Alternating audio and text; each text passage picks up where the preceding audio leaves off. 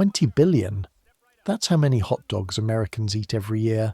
20 billion individual hot dogs.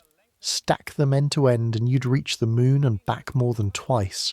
Line them up and they'd circle the Earth 6 times at the equator with room to spare. And almost every single person eating them has at some point made a joke about not wanting to know what's inside one. Don't ask what's in it, your uncle says at the 4th of July barbecue. Everyone laughs. Nobody puts theirs down. Picture the most famous street food in the world. Now fill it with something unpronounceable, something scraped from a part of the animal that doesn't have a polite name, something stuffed into a casing that you've been told not to examine too closely, then boiled in grey water that's been sitting in a metal drum since 6 in the morning. Add the sound of 1,000 people in wet bathing suits shouting at once, and the smell of salt air and frying grease and hot sun on garbage, and the feel of a paper napkin that's already disintegrating in your sweating hand before you finish the first bite. That's a hot dog. That's exactly what it is, and it is the most American thing ever created. Not because it's clean or dignified or particularly impressive, but because it's real. Because it was invented by people who had nothing and needed to eat and figured out a way to make something out of nothing that somehow tasted good enough that everyone else wanted one too. We're going back tonight, not to a kitchen or a restaurant, not to a fancy place with tablecloths and waiters who make you feel like you don't belong. We're going to Coney Island in the summer of 1897, when the hot dog was still something you'd buy off the back of a cart pushed by a man who'd been awake since 4 in the morning and smelled like boiled pork. When the people who made the hot dog famous were German immigrants who barely spoke English and slept 6 to a room in a Brooklyn tenement and paid half their wages in rent for the privilege. We're living it. One day, one person, everything they would have seen and smelled and tasted and survived. I make these history stories and honestly I have no idea if anyone actually sleeps to them or if you're all just people who enjoy the smell of boiled sausage before bed. Either way, I'm glad you're here. Get comfortable. Make sure your hands are clean because I'm about to spend a long time talking about meat and you'll thank me later. Here we go. Your eyes open to darkness at 4 in the morning, and for a half second you have no idea where you are. Then the smell hits you, and you remember. It's not one smell. It's never just one smell in this building. Layer 1. Sweat. Not your own sweat, or not just yours. The sweat of 9 people sleeping in a room meant for 4. The sweat of men who work in conditions where soap is a luxury you can't afford every day. The sweat of a summer that hasn't broken in 3 weeks and won't break tonight. Layer 2. Food. Someone on the floor below is already cooking. Something with onions. Not a bad smell, actually. Onions frying in oil is one of the better smells in the world. And in this building at 4 in the morning it means Mrs. Hoffman is awake, which means you're not the first one up, which means you're already behind. Layer 3. The building itself. Generations of cooking and cleaning and living have soaked into these walls. Old grease, old smoke, something sweet underneath everything that might be rot or might just be age. You stop trying to identify it after the first week. Layer 4. You. You've been working the sausage cart for 6 weeks now. The smell doesn't wash out. Not completely. You've scrubbed your hands with lye soap until the skin cracked and bled, and you could still smell it in the creases of your knuckles. Pork fat and garlic and paprika, and the particular iron and ash smell of the charcoal that keeps the water boiling. It's in your hair. It's in the wool of your coat. You smell like sausage. In this building, on this block, that doesn't make you unusual. Welcome to Delancey Street, Lower Manhattan, in the summer of 1897. Population of this particular tenement, nobody is entirely sure. The official number is 42. The real number is closer to 60, counting the 3 families sleeping in the cellar and the 2 men who work nights and rent their spot in bed during the day to men on day shifts. The logic is sound, the math is grim. Your name is Johann Brauer. Everyone calls you Hans. You are 17 years old, and you arrived here 8 months ago from Hamburg with 1 suitcase, 38 marks that converted to about $9 American, and a letter from your mother's cousin saying there was work if you were willing to work hard. That was true. There was work. Plenty of work. Nobody mentioned what the work would smell like. You sit up carefully. The room is dark except for the faint grey light coming through the one window that faces the air shaft. The window is open because it's June and it's hot, but the air shaft doesn't provide airflow so much as it concentrates the smells of the entire building into one vertical column and then pumps them directly into your face. 5 other men are sleeping in this room. Your roommate Friedrich from the next bunk doesn't stir as you pull on your pants and your shirt in the dark. You have the movements memorized. Pants first. Shirt. The suspenders you hang on the nail by the window. Your boots, which you keep under the bed because someone stole Marcus Weichel's boots last month, and he had to work barefoot for 3 days before he could afford new ones. The laces take a minute in the dark. Your hands are still stiff from yesterday. This is a thing you've learned about the work. It's not that any one part of it is hard. It's that all of it is hard continuously, from before dawn until after dark, and by the end of the week your hands have a quality that you can only describe as wooden. Thick and slow and slightly disconnected from what your brain is telling them to do. The right hand is worse than the left. That's the one that works the tongs. 8, 9, 10 hours a day lifting sausages out of near boiling water and fitting them into rolls and handing them to strangers who are already looking past you at the next available thing.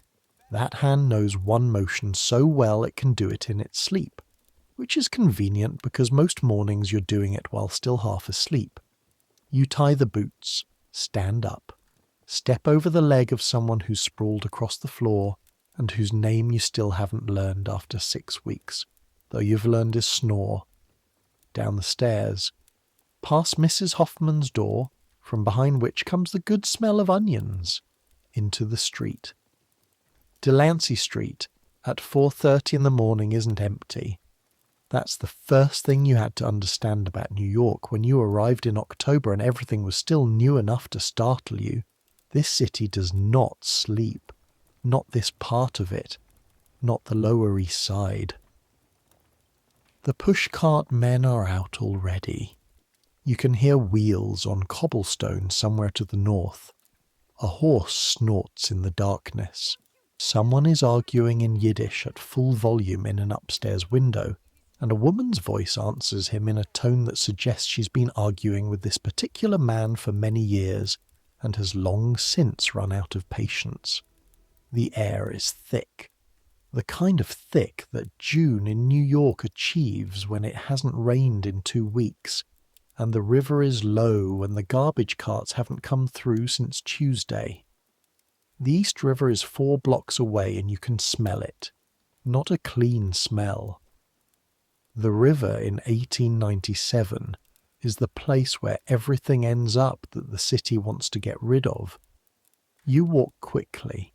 You have to get to Ernst's kitchen before 6, and before that you have to stop at the butcher on Orchard Street to pick up the sausages for the day. The butcher's name is Josef Morgenstern, and he is not German and he is not Christian, and yet somehow the best German sausages on the Lower East Side come out of his smokehouse. Ernst has never explained this to your satisfaction, but the economics of it are clear enough. Josef's sausages cost 4 cents less per dozen than the German butcher on Rivington, And over a day's selling, that 4 cents per dozen multiplies into something that matters. You know this because Ernst has explained the mathematics to you approximately 40 times since you started working for him. With the fervour of a man whose entire understanding of the universe has been arranged around the price of sausage. 4 cents, Ernst says, is nothing, 4 cents, but 12 dozen sausages a day, 6 days a week, 4 weeks in a month. He stops, makes you finish the calculation. $11.52, you say. $11.52 is 1 month's rent, is 2 weeks' wages for a man at the factory, is nothing and everything 4 cents. Ernst Keller is 53 years old and has been in America for 31 years and still speaks English with an accent so thick you could spread it on bread. He came from a village outside Stuttgart in the year 1866 when he was 22, and he spent the first 10 years in America doing work that he refuses to describe, except to say that it did not involve the nose. He sold his first sausage from a pushcart in 1878 and has been selling sausages every summer since. He knows things about sausages that you are starting to suspect cannot be learned from books. Josef's place is open, a candle burning in the back room, the door to the shop unlocked. You push it open and step into the smell.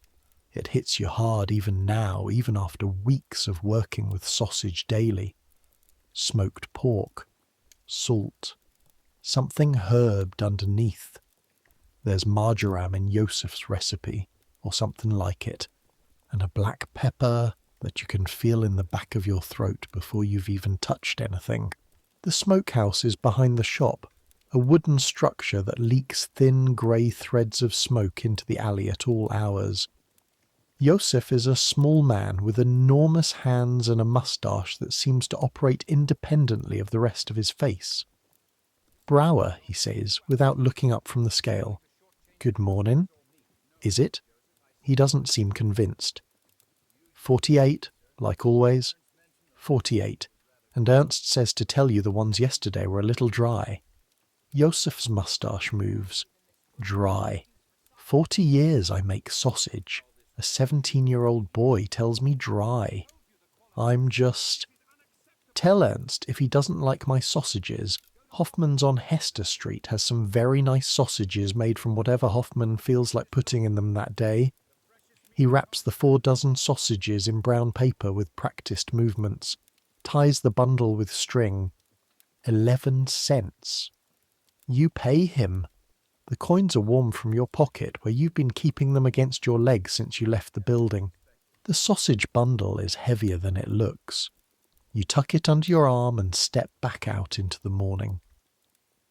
Ernst's kitchen is a ground-floor apartment on Christie Street that he rents from a woman named Mrs. Potocki for $3 a month, and which functions primarily as a preparation space for the day's operation. His actual apartment is somewhere else, though you've never been there. The kitchen is where the work happens. When you arrive, Ernst is already at the stove. He's a large man, Ernst, not fat. There's no fat on him after 30 years of pushing a cart, but wide. Wide in the shoulders, wide in the hands. His hair is white and cut short, and his face has the quality of old leather, brown and lined, and somehow both tough and soft at the same time. He's tasting something from a small pot. His face when he tastes things is the same face a judge makes when hearing testimony. Serious, sceptical, withholding judgment. "The brine," he says without turning around, "taste." You cross the kitchen, take the spoon he's holding out, taste from the second pot. The brine is the thing. This is what Ernst has been trying to teach you. The water in which the sausages are kept warm at the stand. It's not just water. It's a specific water, seasoned a specific way, maintained at a specific temperature, and the sausages that come out of it taste different from sausages boiled in plain water. Not dramatically different, but different enough. Garlic, salt, a little vinegar, something else you can't identify. More pepper, you say. Ernst turns around, looks at you, looks at the pot. How much more? Not a lot, just it's not there yet. The back of the throat isn't there yet. He looks at you for a moment longer. Then he reaches for the pepper grinder. This is the closest Ernst Keller gets to paying you a compliment. The preparation takes until 5:30. The sausages go into the brine. The brine goes into the barrel. The barrel is loaded onto the cart, along with the second barrel for fresh water, the box of rolls, the jar of mustard, the jar of something else that Ernst calls relish, which he makes himself, and which contains ingredients you have not asked too many questions about, and the small charcoal stove that keeps everything at temperature. The cart itself is Ernst's most important possession. He will tell you this if you ask him, and also if you don't ask him. It's a converted produce cart, a wooden platform on 2 wheels about 4 feet wide and 6 feet long, with a hinged top that opens to reveal the 2 barrels and the stove, and a canvas awning that can be rigged up to provide shade. The wood is old but solid. The wheels are iron-rimmed. When you push it over cobblestones, the vibration travels up your arms and into your shoulders, and by the end of the day your upper body has a particular ache that starts somewhere between the shoulder blades and radiates outward. You and Ernst take the cart between you. He pushes from behind, you pull from the front with a leather harness. The load is heavy, the water barrels alone weigh 60 pounds each, and the streets between Christie and the ferry terminal are not smooth. But you've done this every working day for 6 weeks, and your body knows the route now. It knows where the bad cobblestones are, where the ruts are deepest, which intersections have traffic problems early in the morning. Your feet know it even when your brain is still half asleep. Today will be big, Ernst says from behind you, his voice slightly breathless with the effort of pushing. Saturday, June, no rain coming. You look up at the sky. He's right. The sky is clear and already warming at the eastern edge where the sun is about to come up. No clouds. The kind of sky that means 100,000 people are going to decide, around 10 o'clock this morning, that what they really need is to go to the beach. And a significant percentage of them, hot and hungry and sticky with salt water and sand, are going to want a sausage. How many should we have had, you ask? 60 dozen, he says. We have 48, but 60 would have been better. We could have gone back to Yosef's last night. 12 dozen more would have cost us 48 cents more. At the end of today, we will see if 48 cents more would have been worth it. The mathematics again. Always the mathematics. The ferry from the Battery to Coney Island takes about an hour by the steam-powered excursion boat, or you can take the elevated railway from the terminal at Park Row, which is faster and costs 5 cents and doesn't smell like fish. You take the ferry. Ernst has a relationship with one of the captains that involves free transport for the cart, in exchange for 2 sausages a day for the captain and 1 for each of his 3 regular crewmen. This means the trip costs 5 sausages instead of 25 cents, which Ernst has worked out is a saving of 12 cents per trip, or over a summer season of 45 working days. $5.40, you say, before he can finish. Ernst looks at you from across the cart. The early morning light is coming over the Brooklyn waterfront now, turning the water pink and the buildings gold. You're learning, he says. The ferry's already loading when you arrive. Pushcart men and their equipment mostly. A few families with baskets of food and children who are already arguing about who gets the window seat, on the wrong kind of transportation for there to be a window seat. 2 women who might be seamstresses, with the particular tired but purposeful look of people who are going to work rather than to the beach. The cart fits in the cargo area, with 6 inches to spare. You tie it down with rope, check the lids on the barrels, make sure the charcoal stove won't tip. Ernst leans against the rail and smokes a pipe and watches Brooklyn get smaller. You watch it too. 8 months in America and you still can't entirely believe the size of this city. Or not the size. Hamburg is not a small city. But the density, the way it keeps going and going. Even from the water heading south toward the ocean, you can see buildings stretching away to the north and east until they blur into haze, and all of them full of people.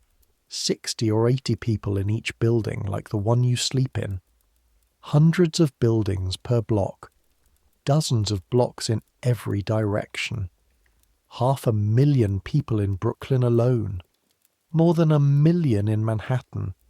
And then Queens and the Bronx and Staten Island. All of it spreading outward, eating up the farmland, replacing fields with streets and streets with buildings. New York in 1897 is the largest city in the Western Hemisphere, and it is still growing, and you are a 17-year-old boy who has been here for 8 months and knows, with certainty, that you have understood approximately 3% of it. Coney Island appears on the southern horizon as the ferry comes round the western point of Brooklyn. From a distance, it looks like a strip of land with too many things on it. That's actually an accurate description. The beach stretches east to west for about 3 miles, and it is covered, in the summer on a clear Saturday, in a density of human beings that defies easy description. Not just people on the sand, buildings behind the sand, pavilions and hotels and restaurants and bathhouses and attractions and curiosities and rides and stages and games of chance and things that would require a separate hour to explain properly. This is Coney Island in the 1890s, and it is something that the world has never seen before and will not quite see again. It is a playground built specifically for city people who have a little money and 1 free day a week, and an enormous need to forget that they are city people for a few hours. The hotels at the Western End, the Manhattan Beach Hotel, the Oriental Hotel, are for the wealthy. The kind of people who arrive by private railway car and hire umbrellas and never touch anything without being sure it won't soil their gloves. The Eastern End, the part where you and Ernst are headed, is for everyone else. Norton's Point, Rockaway, the great beach that stretches east past the Elephant Hotel. Yes, a hotel shaped like an enormous elephant 6 stories tall, 122 feet high.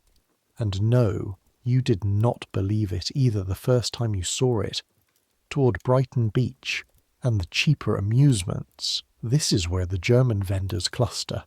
This is where Ernst has had his spot for 11 years, in the shadow of a food pavilion near the Iron Tower. A steel observation tower, 250 feet tall, that gives you a view of the whole island, and on clear days, all the way back to the towers of Manhattan. The tower went up in 1884. Same company that built the Eiffel Tower in Paris, which came 5 years later. The Iron Tower at Coney Island, therefore, was technically first. If you mention this to a Frenchman, be ready for an interesting conversation.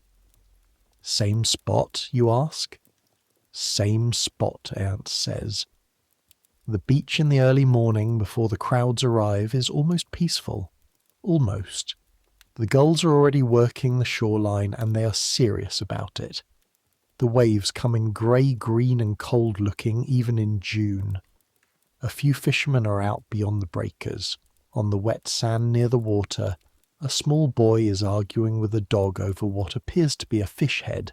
You push the cart off the ferry ramp and onto the packed sand path that runs along the back of the beach. Ernst guides from behind.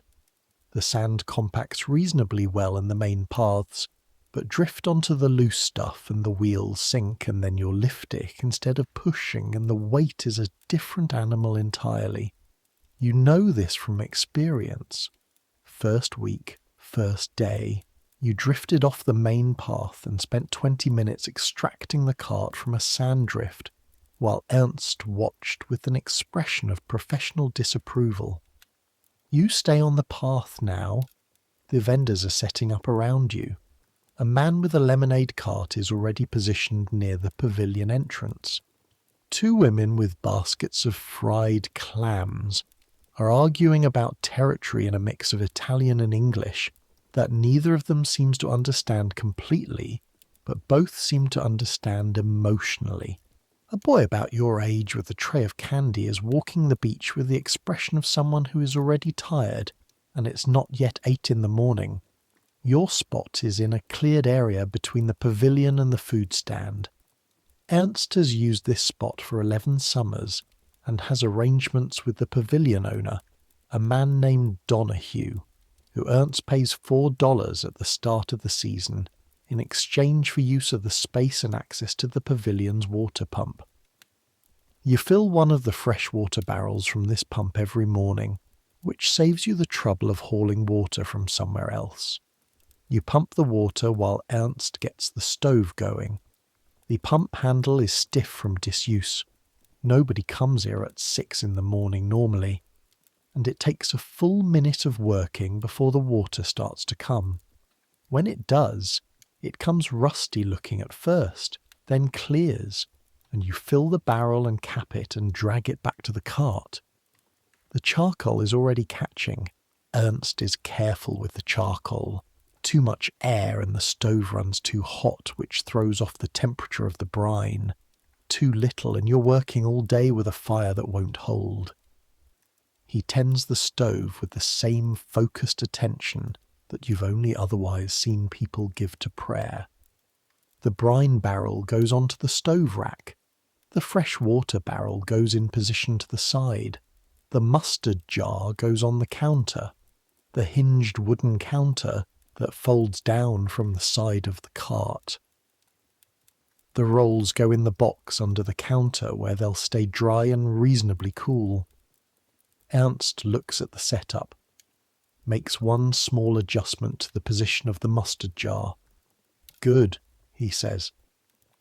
This is the full extent of his approval when something has been done correctly. You've learned to take it. The first customers arrive around 9 o'clock. Not the beach customers. They won't come until 10, 11, noon. But the amusement workers finishing their overnight shift. The maintenance men who've been on the beach since dawn, picking up what last night's crowd left behind. The few tourists who arrived early from the hotels and already want something to eat. Ernst handles the first ones himself, watching you watch him. This is how you've learned the work, not from instruction. Ernst is not a natural teacher in the sense of giving explanations, but from watching his hands, the way he works the tongs, the way he tests the sausage for temperature with a quick pinch before it goes in the roll, the way he folds the paper around the bottom so the customer has something to hold without getting grease on their hands. There is a technique to it. It doesn't look like much, watching from outside. Pick up sausage, put in roll, hand to customer, take money. But the small variations, the angle of the tongs, the exact position of the sausage in the roll, the way the mustard is applied with one quick draw of the small knife rather than dolloped. These things make the difference between a sausage that holds together until the last bite and one that collapses on the first. You hold the roll like this, Ernst said the first day. Not flat, angled, 30 degrees. The sausage sits in the groove, the mustard stays on the sausage. The grease goes down the groove, not on the hand. You practice the angle every time. By 10 o'clock you are handling the customers on your side of the cart while Ernst works the other side. The crowd is starting to build. You can hear it before you can see it. the increasing volume of voices, the particular rumble that a large crowd makes when it's moving towards something. The something is the beach, and the beach today is going to have approximately 70,000 people on it. Here is what you should understand about Coney Island in the summer of 1897. This is the largest outdoor amusement area in the world, not one of the largest, the largest. About 100,000 people on a busy summer weekend, sometimes more. They arrive from Manhattan and Brooklyn and Jersey City and everywhere else reachable by ferry or elevated railway or, for those who can afford it, private carriage. They arrive in their best clothes and change into bathing costumes in the bathhouses and spend the day in conditions that their apartments, as crowded as those apartments are, cannot quite match for sheer density. And they are hungry. They are always hungry. The air at Coney Island, salt and ocean and the smell of frying things and the particular sweetness that comes from spun sugar and warm taffy. The air at Coney Island makes you hungry even if you just ate. This is known. The vendors know this. The pavilion owners know this. The men who own the food concessions know this, and they have built their entire financial understanding of the island around it. The hot dog is 3 cents. Well, it's not called a hot dog yet. Not here. Not in 1897. Here it's called a frankfurter, or sometimes a wiener, or sometimes just a sausage. Or in the less polite areas of the beach, various other things based on what the speaker suspects it's made of. The name hot dog won't appear in print until 1902, possibly earlier in speech. There are historians who argue about this the way other people argue about sports.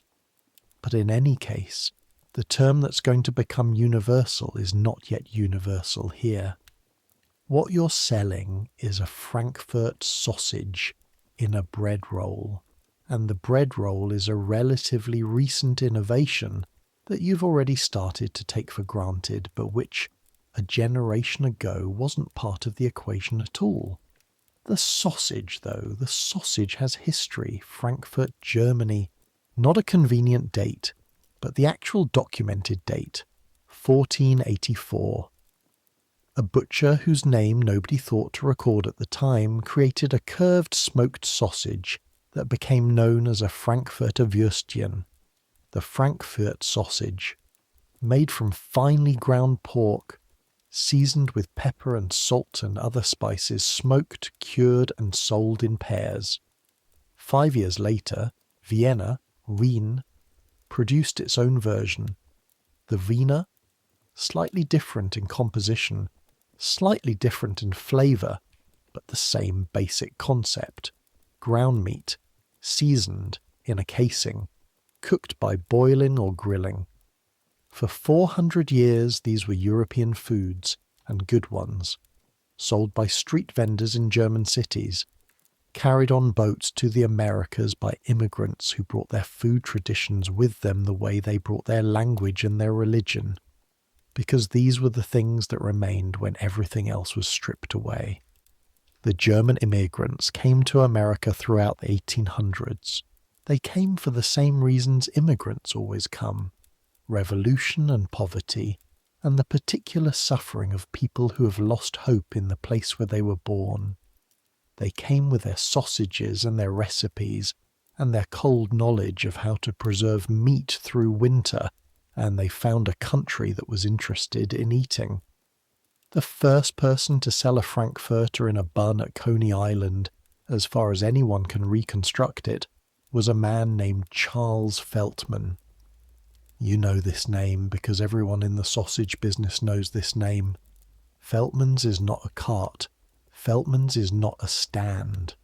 Feltman's, by the time you've arrived at Coney Island in 1897, is a complex of restaurants and beer gardens that spans an entire city block and serves somewhere between 8,000 and 12,000 customers on a busy day. Charles Feltman started with a pushcart, He was a pie baker originally, meat pies, which he sold on the beach.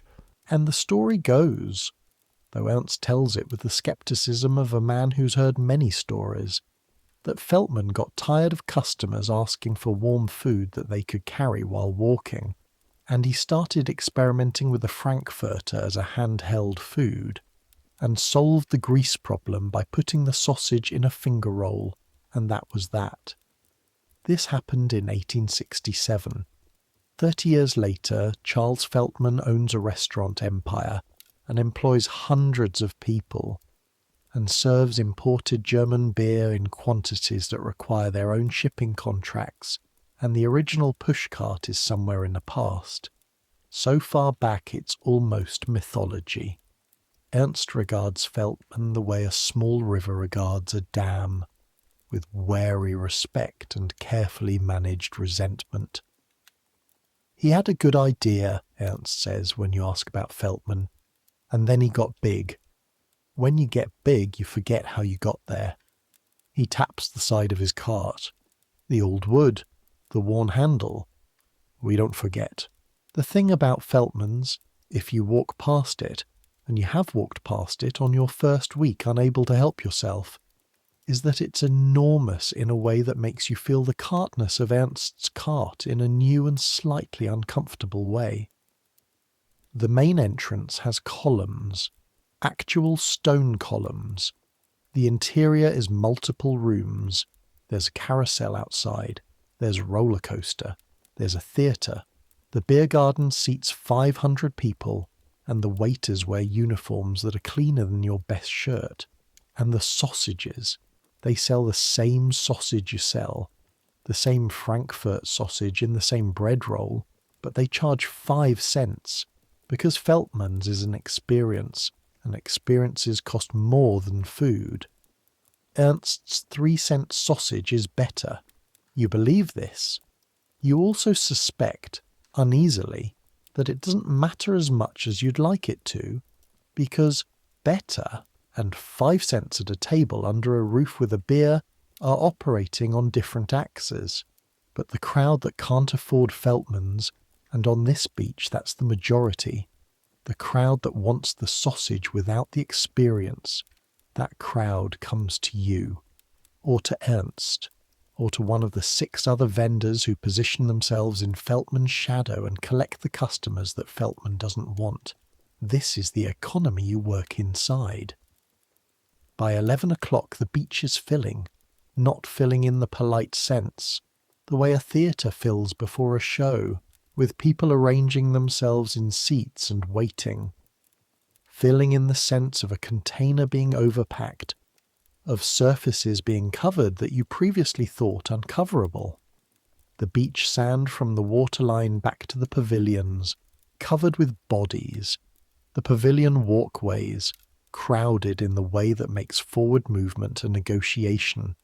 The food stands, surrounded by clusters of people in various stages of waiting and wanting and having just received. The noise is something you are still not entirely used to. All summer this noise, and you're still surprised by its texture. It's not just loud. New York is loud, Delancey Street is loud, but it's a different kind of loud. It has music in it. There are at least 3 different orchestras playing at various points along the beach, and none of them are playing the same thing, and the result is a layering of sounds that your brain can't quite parse individually, but experiences as a kind of vibrating atmospheric condition. Over the music, the shouting, the vendors, sausages, fresh sausages, though Ernst makes you say it in English and not German, because the English-speaking customers respond better to English, and the German-speaking ones will find you regardless. But also the callers at the game stalls, the barkers at the amusement attractions, the operators of the carousel who need to announce each new ride cycle to the children who are already screaming. Under all of it, the ocean, the waves, The constant low underpinning of water moving against sand that you don't consciously register anymore, but that is always there. The way the heartbeat of the thing is always there underneath everything else. And the smell now is something else. With the sun up and the crowd producing heat, the air has become thick with sun-warmed bodies and salt water, and the particular smell of wet wool and wet cotton, and the sharp mineral smell of ocean spray. Added to that, the smell coming from your cart. The brine is hot now, properly hot, and the sausages in it are giving off their full smell. Pork and garlic and pepper and smoke, carried by the steam that wisps off the water and disperses into the air immediately around the cart. This smell travels. You know it travels because people who are not headed toward you 30 seconds ago are now headed toward you. The smell is advertising. Ernst has said this. The smell is the thing that does 50% of the selling before anyone opens their mouth. 2, please. The first customer of the real morning rush is a woman about 40, in a white shirtwaist and a sensible hat, with 2 children attached to her in the way that children attach themselves when they want something, firmly with their whole bodies. 3 cents each, you say, 6 cents total. She gives you 6 pennies. You work the tongs. Right hand, 30-degree angle on the roll. 1 quick draw with a mustard knife. Sausage into the groove. And produce 2 frankfurters that maintain their structural integrity throughout the handoff. The woman distributes them to the children, who take them with an urgency suggesting they've been thinking about food since they arrived. The woman looks at the cart for a moment. 1 more, she says. She hadn't planned on one for herself. You see this sometimes. The smell gets to them. 3 cents more, you make the 3rd one. She takes it and walks away without looking back, already eating. Ernst, working the other side of the cart, catches your eye. Gives you a small nod. The rush begins.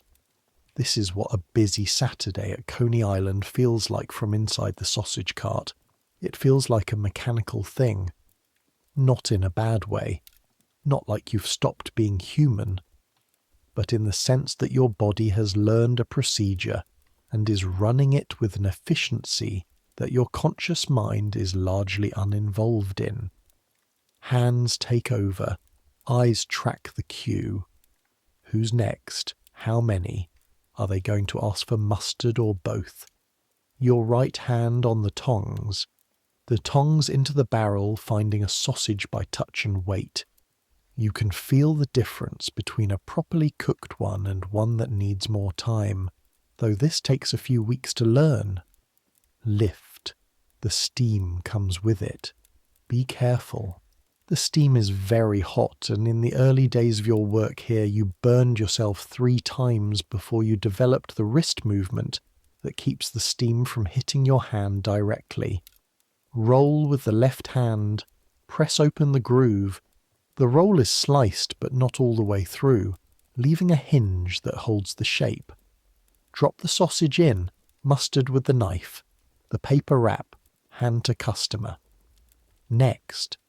This sequence takes 12 to 15 seconds per sausage, depending on how much conversation is required. Ernst can do it in 10. You aim for 12 and sometimes hit 11.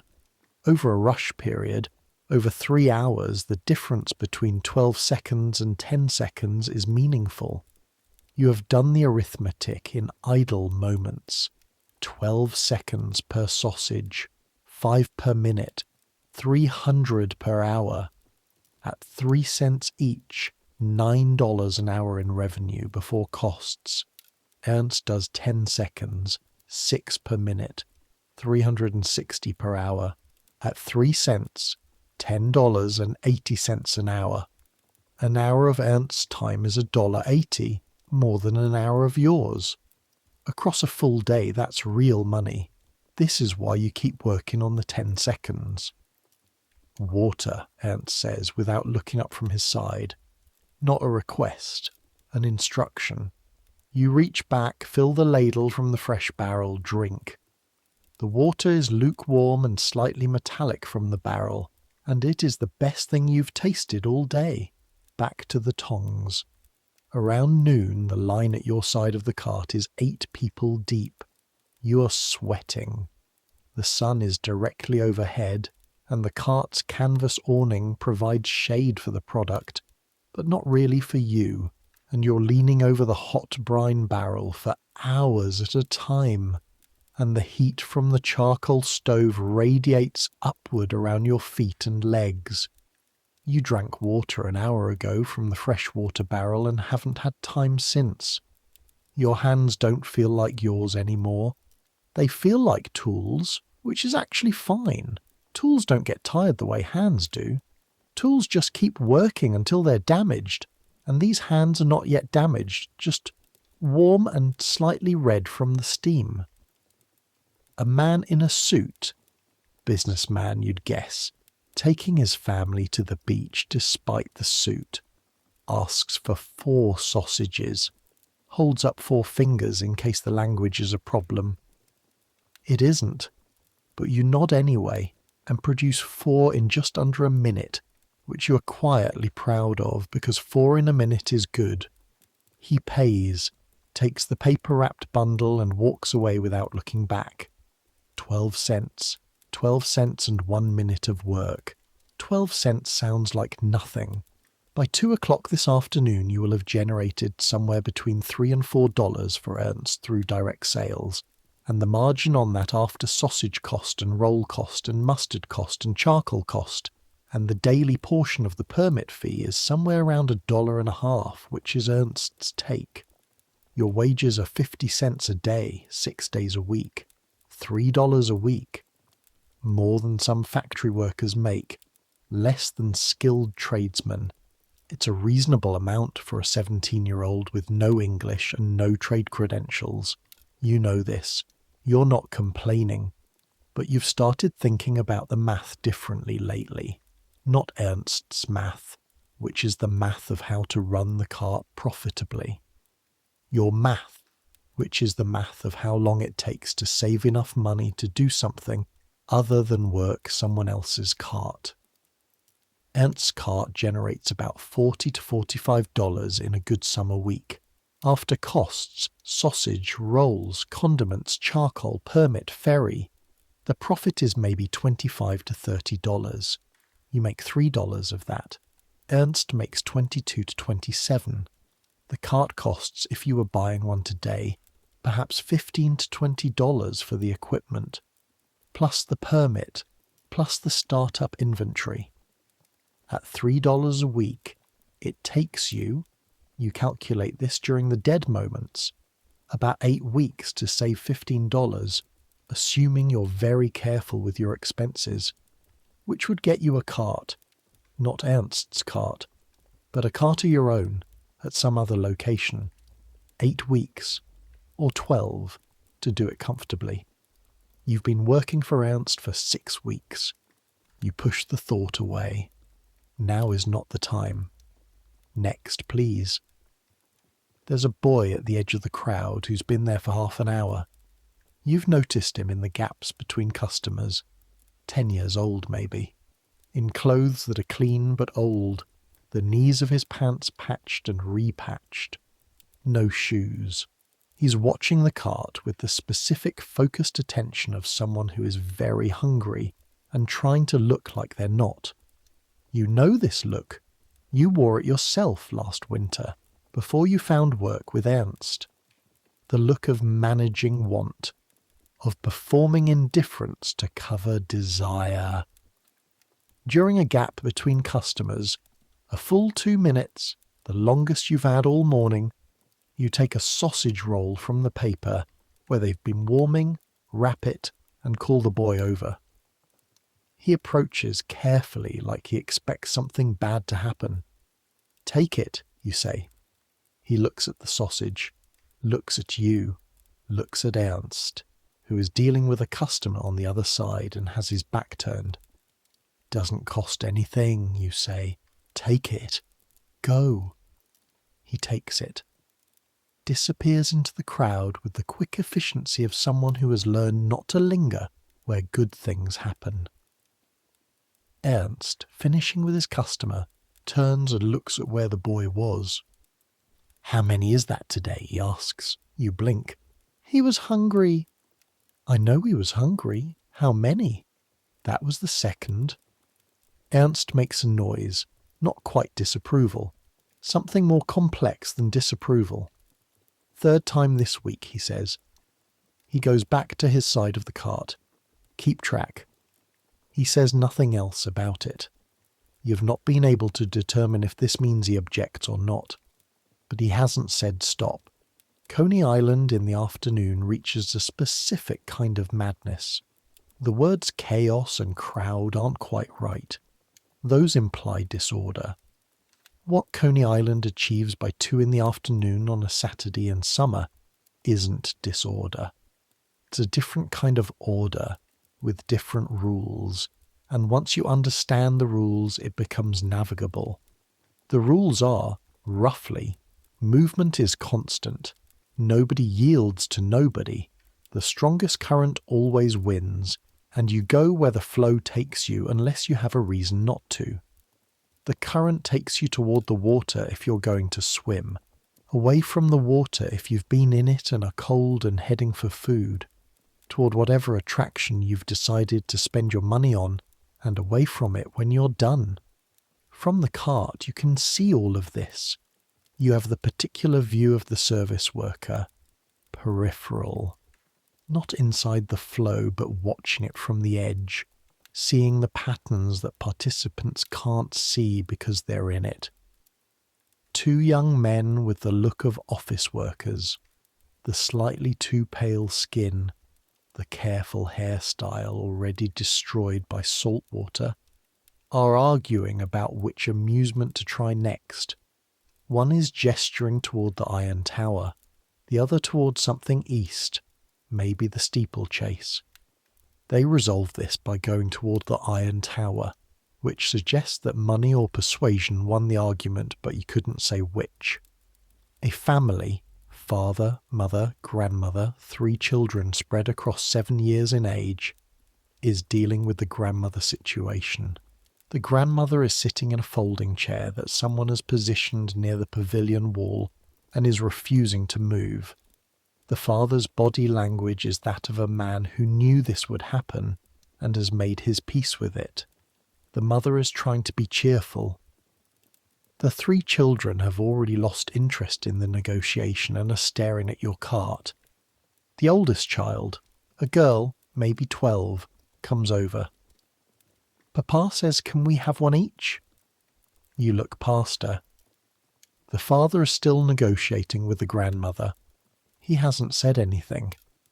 But she has the specific calm of a child who has been authorized to spend 9 cents and knows it. 3 cents each, you say. That's 9 cents for 3. She nods, counts the coins from her hand with the focus of a banker. 9 cents exactly. You make 3 sausages, put them in their rolls, wrap them individually. She takes all 3 in a practiced bundle against her chest and walks back to her family. The grandmother, seeing the sausages, shows sudden improvement. She takes hers without changing her expression and begins eating with the efficiency of someone who hasn't quite been won over, but is willing to accept sausage as a concession. You watch this tiny family negotiation with a feeling you can't quite name. Something between entertainment and something more wistful. You think about your own family, Hamburg, your mother's kitchen, which smelled like nothing like this. Not better or worse, just different. Cabbage and coal smoke and the particular smell of the bread she made on Sundays. But you chose to leave. That was your choice. You push the thought away. The queue has reformed. Next. The Iron Tower, if you've never seen it, is an 1884 steel observation structure 250 feet tall, built as part of a travelling exhibition. From the top of the tower, which you climbed in your first week on the job on a slow weekday morning, you can see everything. The whole beach, the 3 miles of sand and people and pavilions, the hotels at the eastern end which look smaller from up here, their flags catching the ocean wind, the amusement areas in the middle, the wheels and structures of the rides visible from this height as a kind of mechanical forest. And to the north, across the bay, the skyline of Manhattan. Tiny from here, but recognizable. The new buildings rising above the older ones, the towers of the Brooklyn Bridge just visible in the haze, the whole vast machine of the city operating in silence from this distance. You stood at the top of that tower for 15 minutes on a Tuesday morning with nobody else there, and felt something that you didn't have an English word for yet and still don't quite have a German word for. A sense of the scale of the thing, of being here, in this place, in this country, which had not been part of any plan you made before you were 17, and which now contains everything. You thought about your grandfather. He died in Hamburg in 1890 when you were 10. He'd never left Hamburg. He'd been born there, worked there, died there. The world outside Hamburg was something that happened in newspapers. You're standing on top of a steel tower that looks at Manhattan across a bay of salt water. Your grandfather never had this. Nobody in your family had this. That felt like something. That still feels like something. The afternoon peak at Coney Island is a specific phenomenon that Ernst has named. In his typically German way, the Hauptsturm, the main storm. It starts around 2 o'clock, when the people who've been on the beach since morning start getting hungry at the same time as the afternoon arrivals. The people who couldn't get away until noon or 1 are also getting hungry. These 2 waves of hunger combine at the food stands. The result is a line that extends back far enough to block the path. During the Hauptsturm, conversation is not possible. Ernst has worked this for 11 years, and his face during the Hauptsturm has the particular quality of a man who is dealing with a highly familiar emergency. No wasted movement, every sausage completed in 10 seconds, the tongs moving with a precision that you strive for but haven't fully achieved. You match his rhythm on your side. Left hand, roll. Right hand, tongs. Sausage into groove. Mustard. Paper. Hand. 3 cents. Next. Left hand, roll. Right hand, tongs. Sausage into groove. Mustard. Paper. Hand. 3 cents. Next. Your whole world narrows to this sequence. The noise of Coney Island, which was already considerable, becomes the background. The heat of the sun and the heat from the stove merge into one ambient condition that you stop noticing. Your hands move. A man wants 4. You produce 4 in 55 seconds. A woman wants 1 with extra mustard. You note this is not an actual option because there's 1 amount of mustard and you put it on. But the extra takes half a second and feels good to give. A boy wants 1 and tries to give you 2 cents. You look at him. He looks at you. He adds a penny from another pocket. A large group arrives, 7 people, and they all want sausages. 7 sausages in a minute and 20 seconds. Water, Ernst says without looking up from his side. You reach back, fill the ladle from the fresh barrel, drink. The water is lukewarm and slightly metallic from the barrel, and it is the best thing you've tasted all day. Back to the tongs.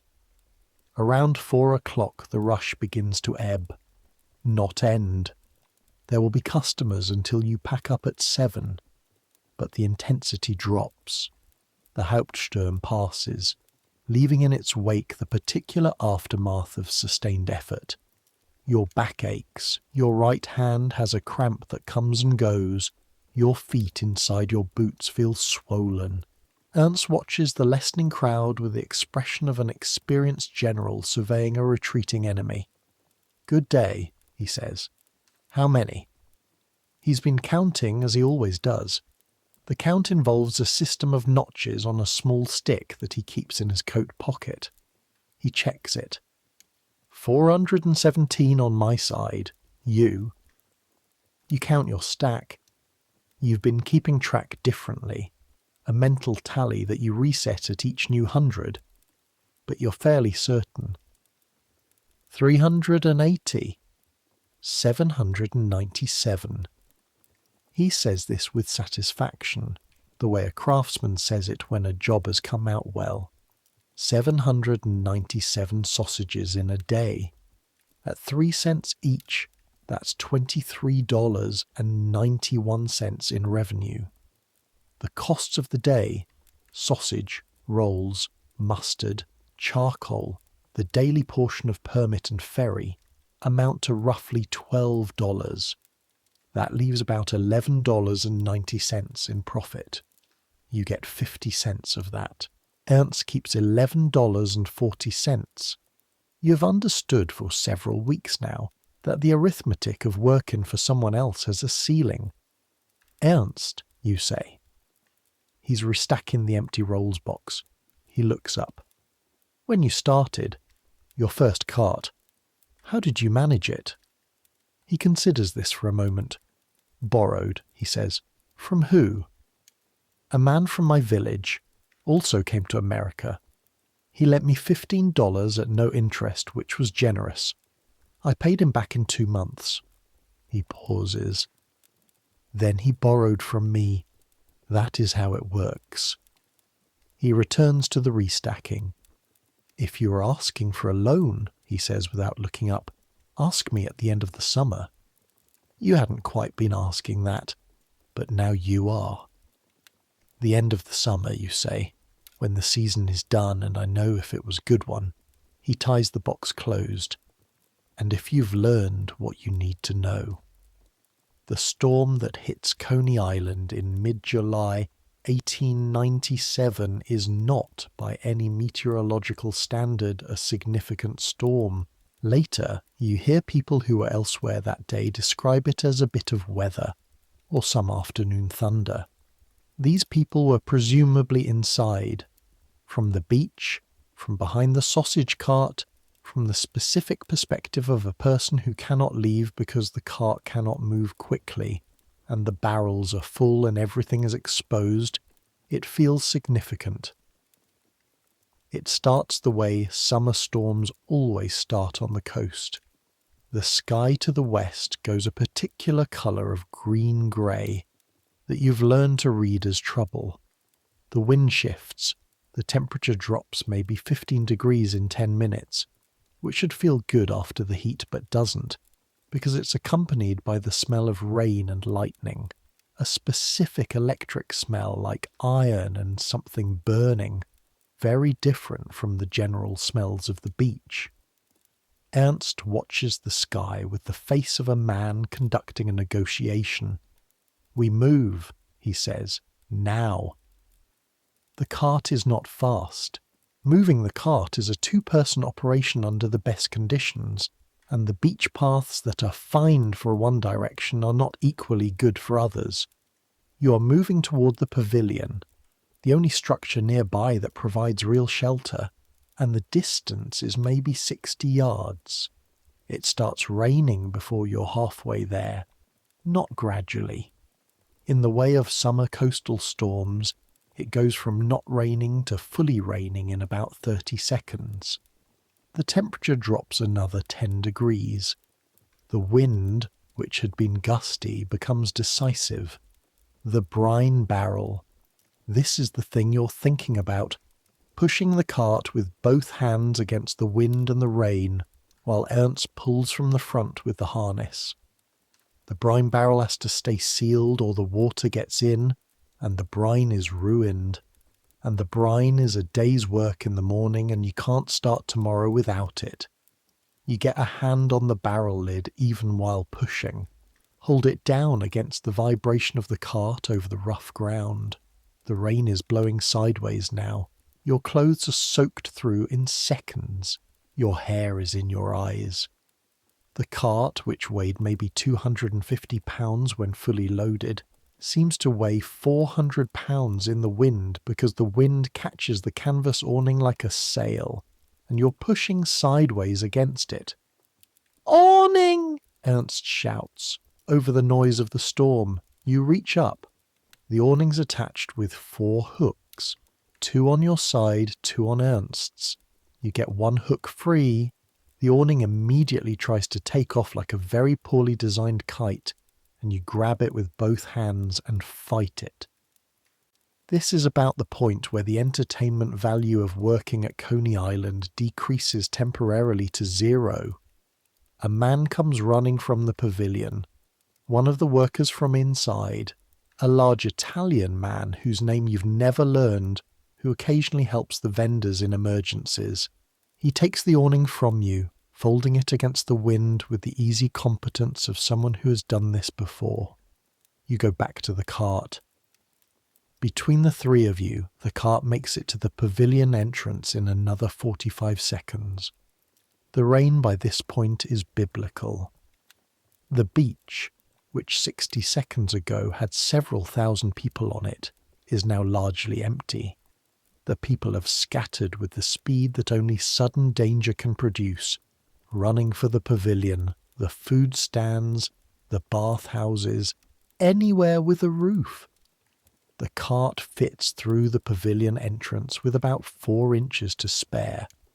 Inside, dripping, you and Ernst stand in the relative quiet. The pavilion is filling with people who are on the beach, children crying, adults wringing out their clothing, the particular smell of a great many wet humans in a small space. Ernst checks the barrel. The lid is on. The stove is out, obviously, the charcoal doused. He looks at the equipment, makes an assessment that takes about 15 seconds. The charcoal will dry by tomorrow, he says. The brine is fine, the rolls. He opens the box. The rolls, which had been in the covered box under the counter, are damp but not soaked. The rolls are acceptable. He looks at you.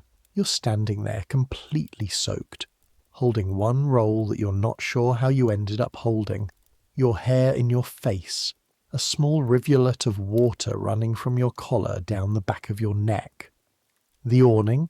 You ask. He holds it up, folded, reasonably intact, only one of the attachment hooks bent.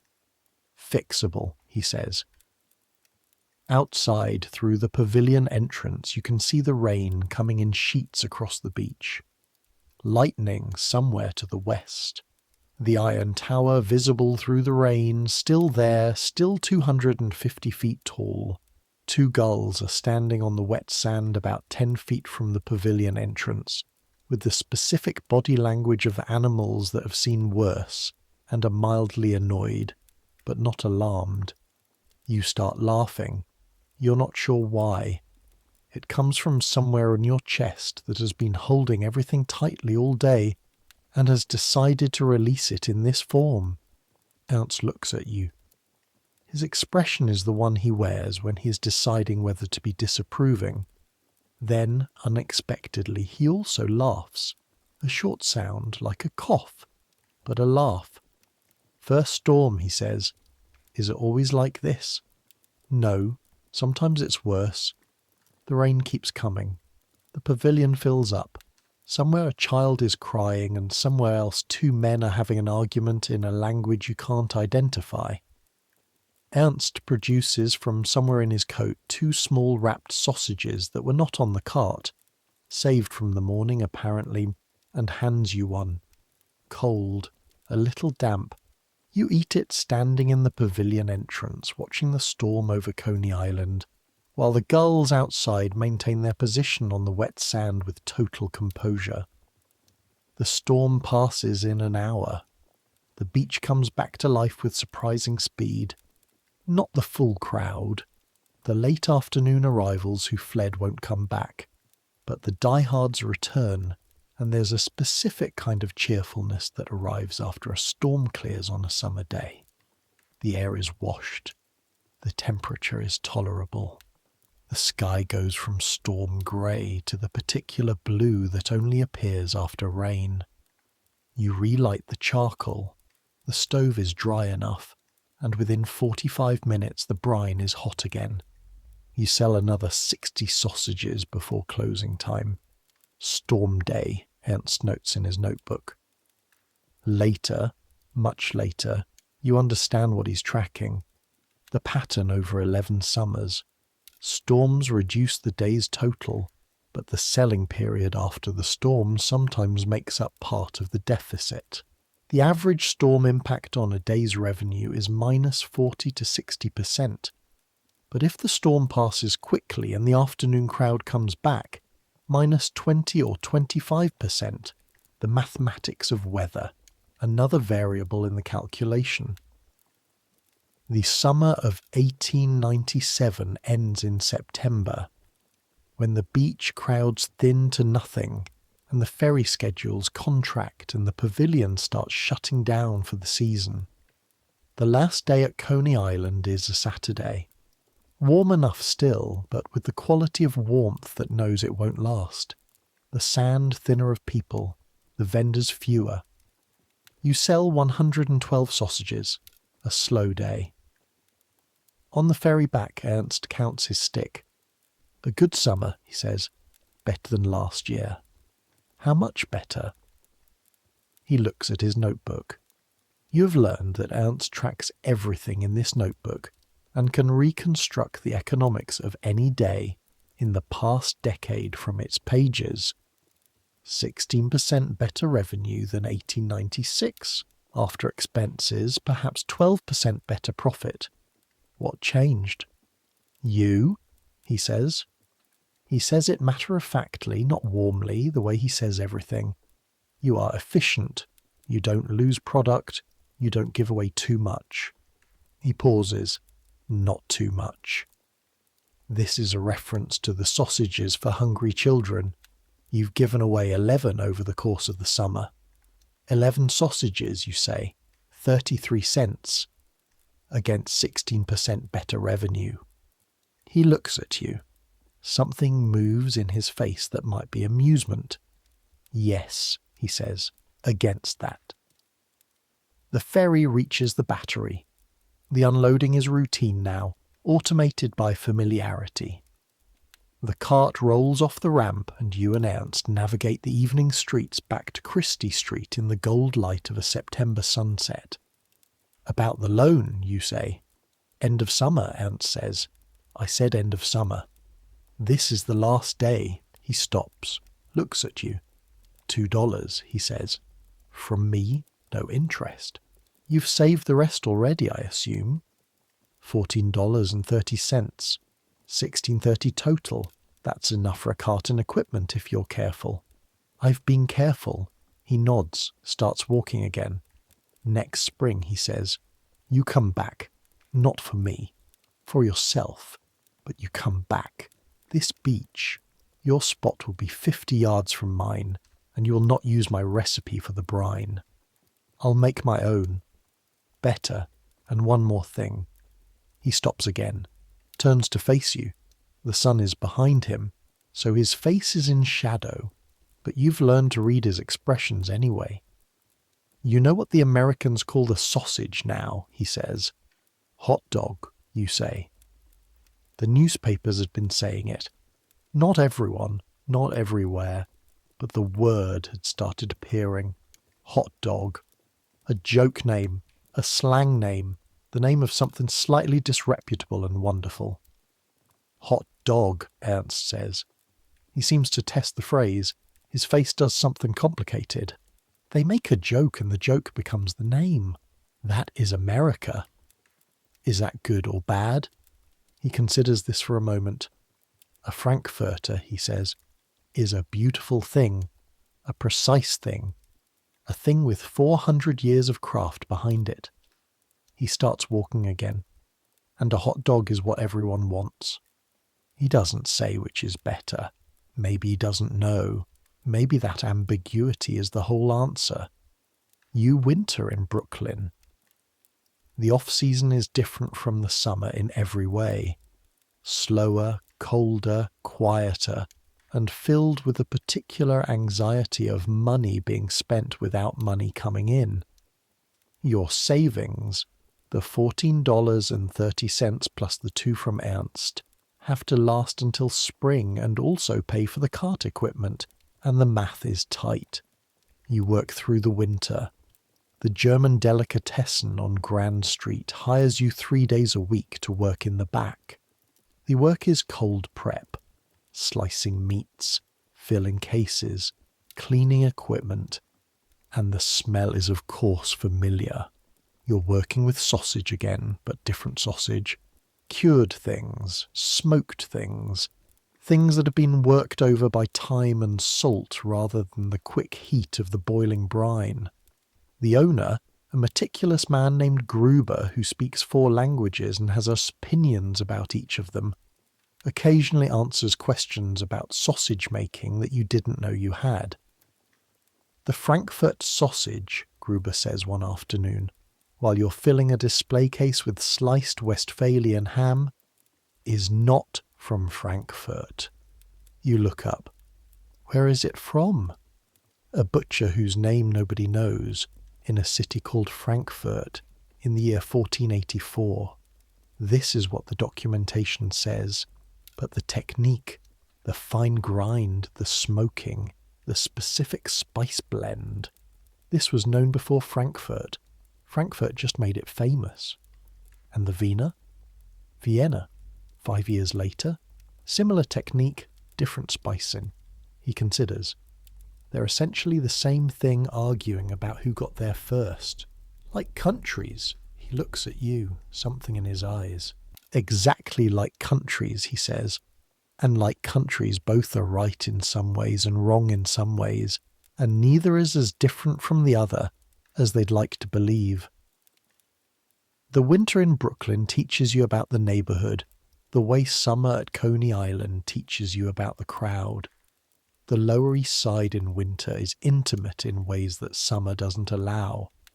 The cold keeps people inside more. The streets thin out.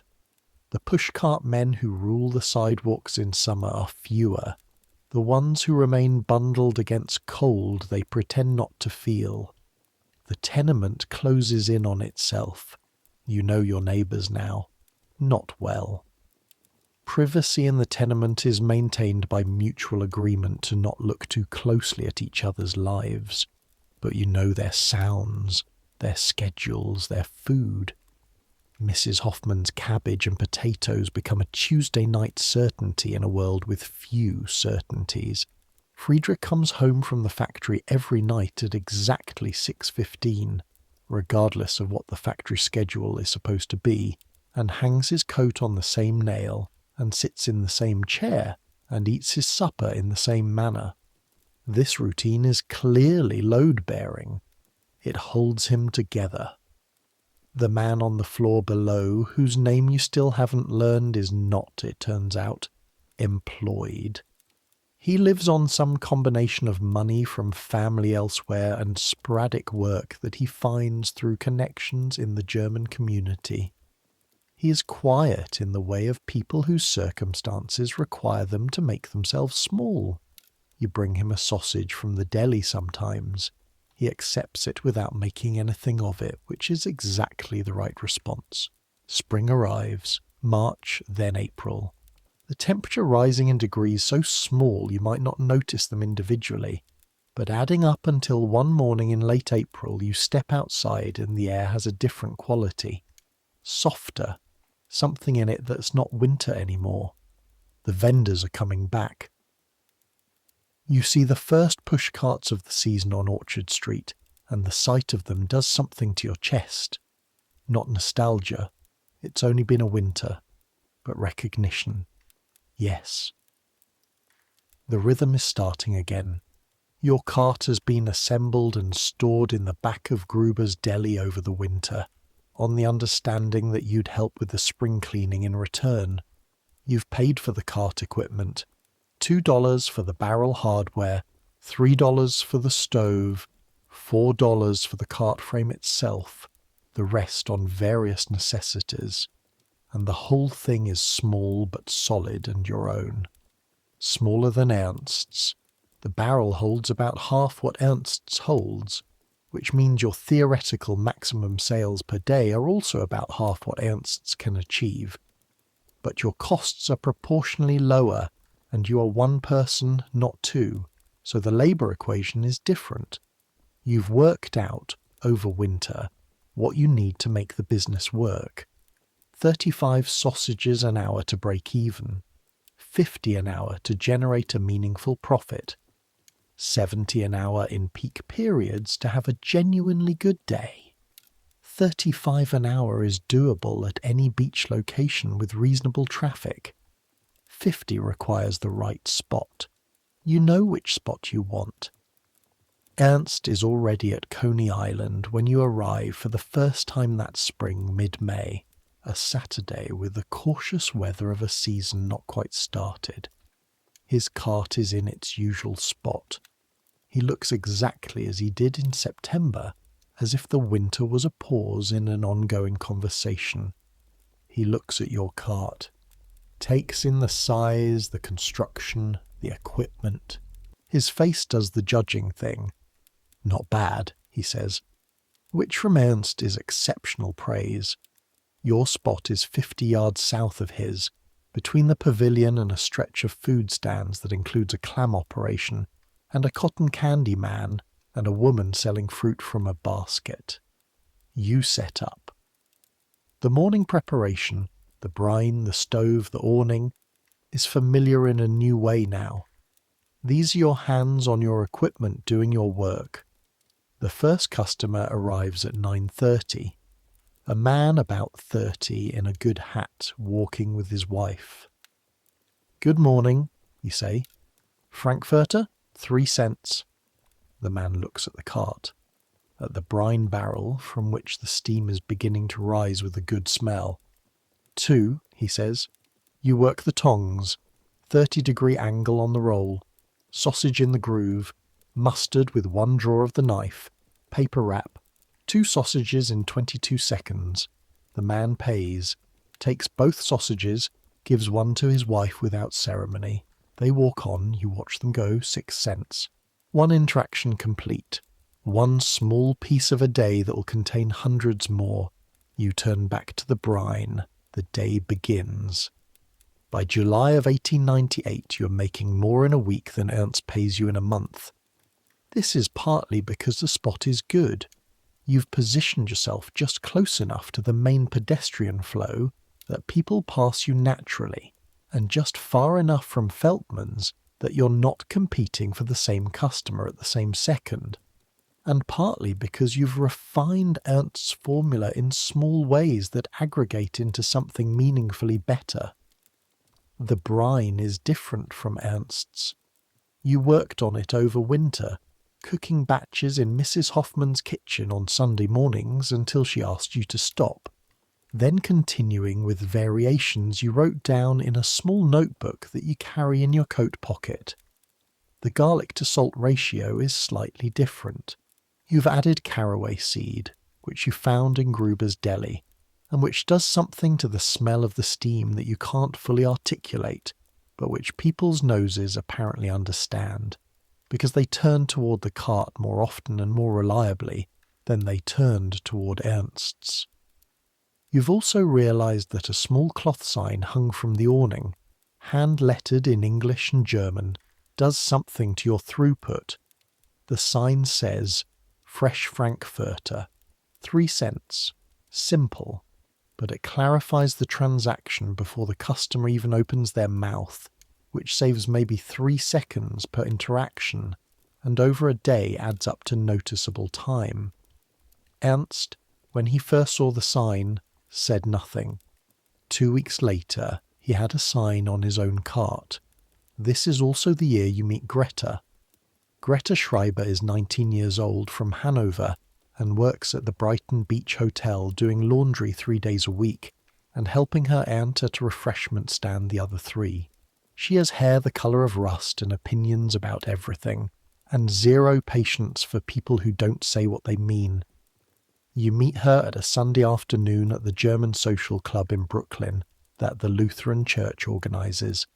She asks you, within 30 seconds of meeting you, what you do and how much you make, and whether you own your cart or rent it. You're so startled by the directness of this that you answer all 3 questions honestly. She considers the answers. "That's a good margin," she says, "for a solo operation." "Thank you." You should think about a fixed location. The pushcart model has limits, a fixed stand with a roof. You can operate in worse weather, you have better storage, and you build repeat customers.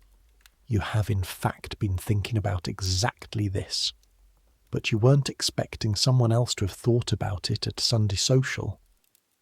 It takes capital to establish a fixed location, you say. How much capital do you have currently? You stop. In Germany, asking about money this directly in a first conversation would be shocking. But you're not in Germany. About $40, you say. A fixed permit for a specific site at Coney Island is $10 a season. A proper wooden structure, small, 4 feet by 8 feet, runs about $30 to build and last 5 to 7 years. You stare at her. "My uncle built one in 1893, she explains. "He let it go during the hard years. I helped him with the books." She picks up her cup of coffee from the table between you. "You should look into it for next season," she says, "if you're serious about the business." You are, you realise, going to marry this woman. Not because of her business sense, though, that's genuinely impressive, but because of the way she holds the coffee cup with both hands, like something valuable, and the way she looked at you like you were a problem worth solving. But that is later. Right now there is a summer to finish and mathematics to do. The business plan first, you agree. There is a story that circulates in the food vendor community that you first hear in the spring of 1899. It may be true. These kinds of stories are often approximately true but exaggerated in transmission, like a recipe passed verbally. The proportions shift, the timing changes, but the essential dish survives. The story is about a man named Harry Stevens, who runs the food concessions at the Polo Grounds, the baseball stadium up in Manhattan where the Giants play. Stephen sells programs and scorecards, and because he has the entrepreneurial instincts of a man who will later be described as a visionary, when what he actually is practical, he's been looking for a hot food option that his vendors can sell in the stands. The year is supposedly 1901, a cold April day. The customers don't want cold things, they want something warm. Stevens, who in this telling of the story is pacing around the concession area looking for ideas, sends his men out to buy everything they can find from the local food vendors. They come back with frankfurters in rolls. He starts selling them in the stands. The vendors walk up and down the aisles shouting, "Get your red hots," because the sausages are red and they're hot, and those are accurate descriptors. The customers buy them. And a reporter, in some versions of the story his name is Tad Dorgan, a sports cartoonist for the New York Journal, is there that day. He draws a cartoon. In the cartoon he shows the hot sausage as a dachshund, a hot dog, in a bun. He calls it a hot dog in the caption. The cartoon runs, the name sticks. Whether this is exactly true, historians argue about it. The cartoon has been searched for and not definitively found. Tad Dorgan drew thousands of cartoons. Records from 1901 newspapers are incomplete. What you know is this. You went to a Giants game in 1902, a Saturday in May, with Greta and a friend of hers from the hotel laundry. You bought 3 tickets in the upper stands, 30 cents each, and sat in the sun and watched the game, which you understood imperfectly because the rules of baseball are complex and nobody had explained them to you systematically. And halfway through, what you later learned was the fifth inning. A boy came up the aisle with a tray, selling something. Hot dogs! Get your hot dogs! You bought one. 20 cents, which was the Polo Grounds price, and significantly more than 3 cents, which was a fact you noted professionally. It was your sausage, your frankfurter, your brine-warmed pork in a finger roll with mustard, identical to what you'd been selling at Coney Island for 5 summers. But in this context, in the stands of a baseball game, surrounded by people watching a national pastime, it meant something different. It meant, this is what you eat when you are being American. The fixed stand goes up in April of 1899, a 4-by-8-foot wooden structure with a real roof, and 2 serving windows and a name painted across the front board in deep red that Greta selected after looking at 6 different samples and consulting her aunt, who has opinions about colour.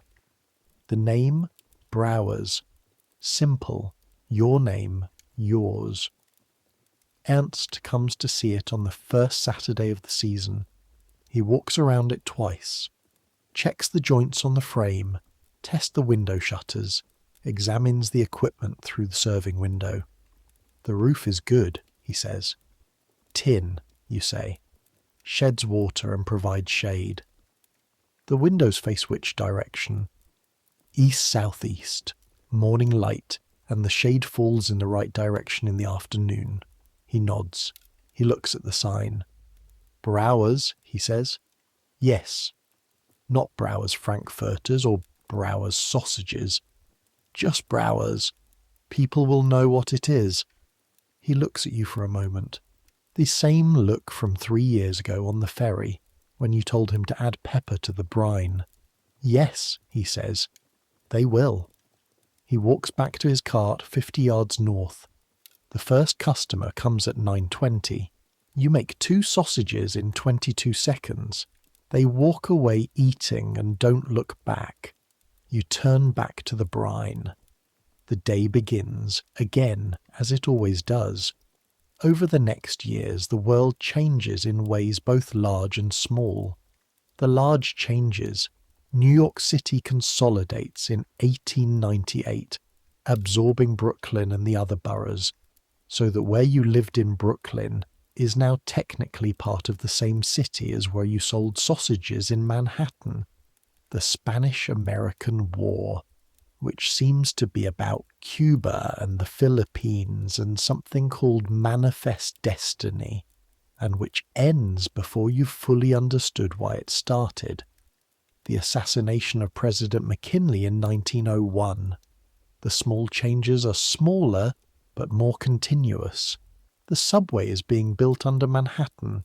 You can hear it occasionally, a distant mechanical rumbling in the streets above.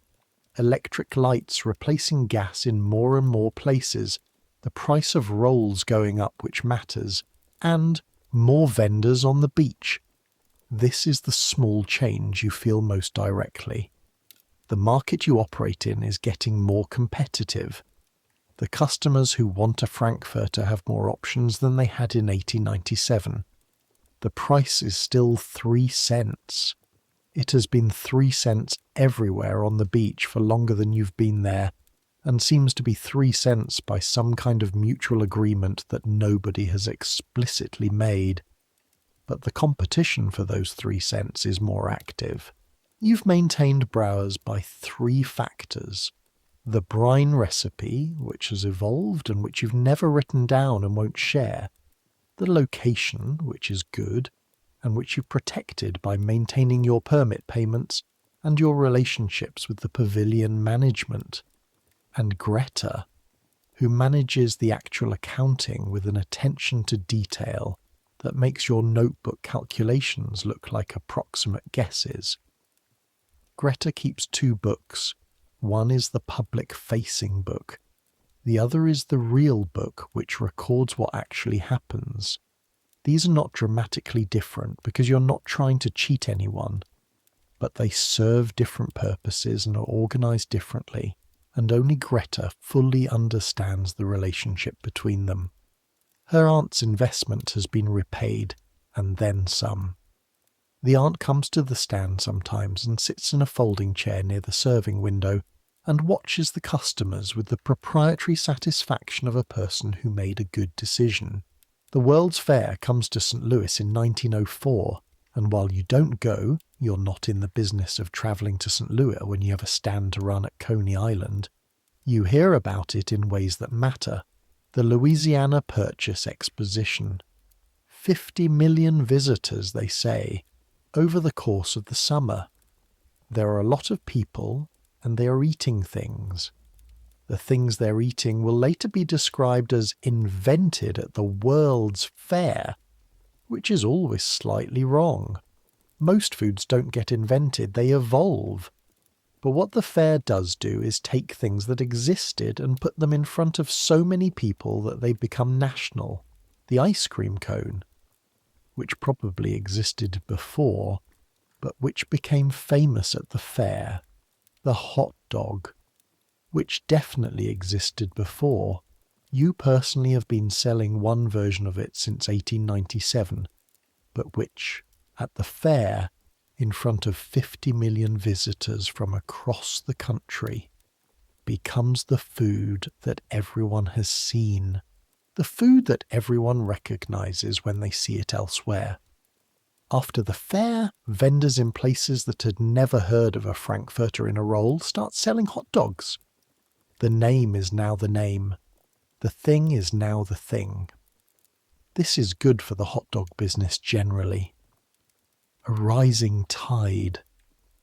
The conversation changes. People start talking about hot dogs differently, with familiarity, with history. I had one at the fair. I had one at the game last season, with the ease of people talking about food they've always known. The frankfurter has become the hot dog, completely, irreversibly. The thing about a national symbol is that it carries stories. Every person who eats a hot dog at your stand in the summer of 1905 has a hot dog story. They tell you some of them. The man from Ohio who had his first hot dog at a county fair in 1902 and has been chasing that particular combination of snap and steam and mustard ever since. Close, he tells you about yours. Very close.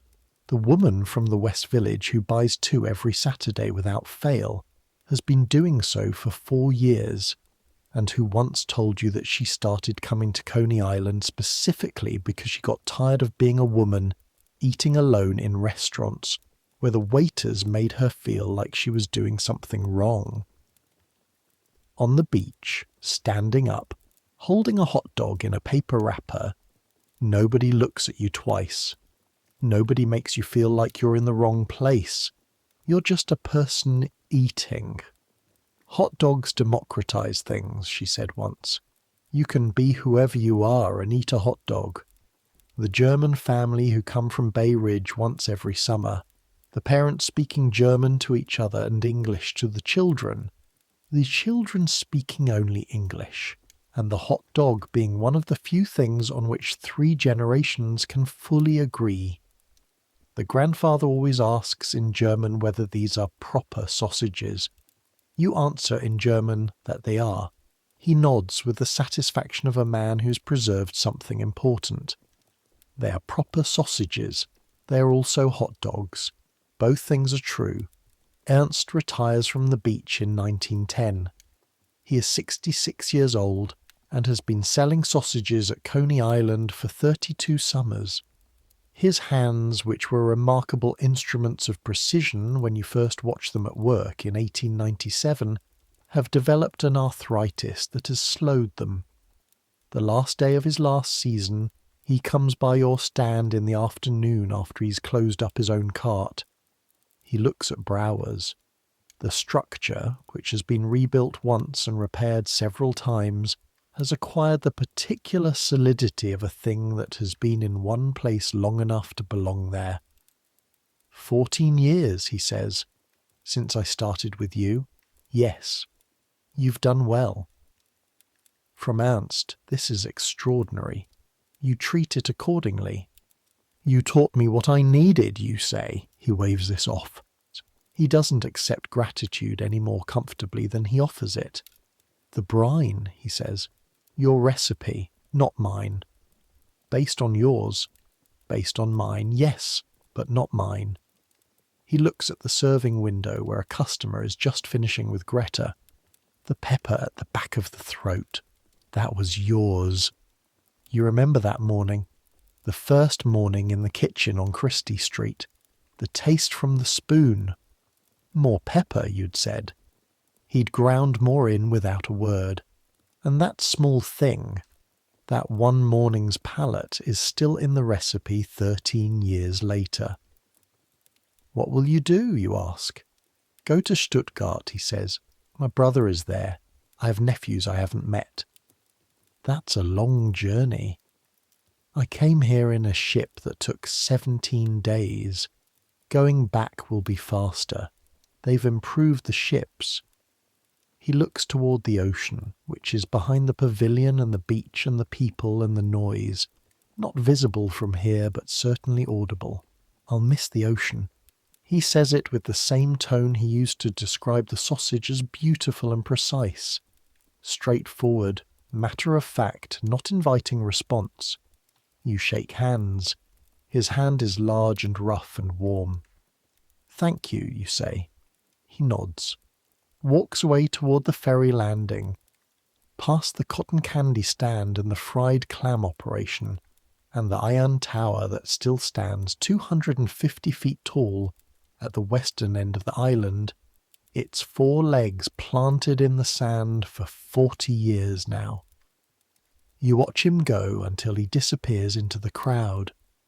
The evening comes, the beach thins, the last light goes orange and then pink and then grey over the Atlantic, the colours reflecting off the water that's turned dark in the cooling air. Greta is closing the windows of the stand, folding the awning, checking the final numbers in the small book she carries. Good day, she says. How many? 412. 412 sausages.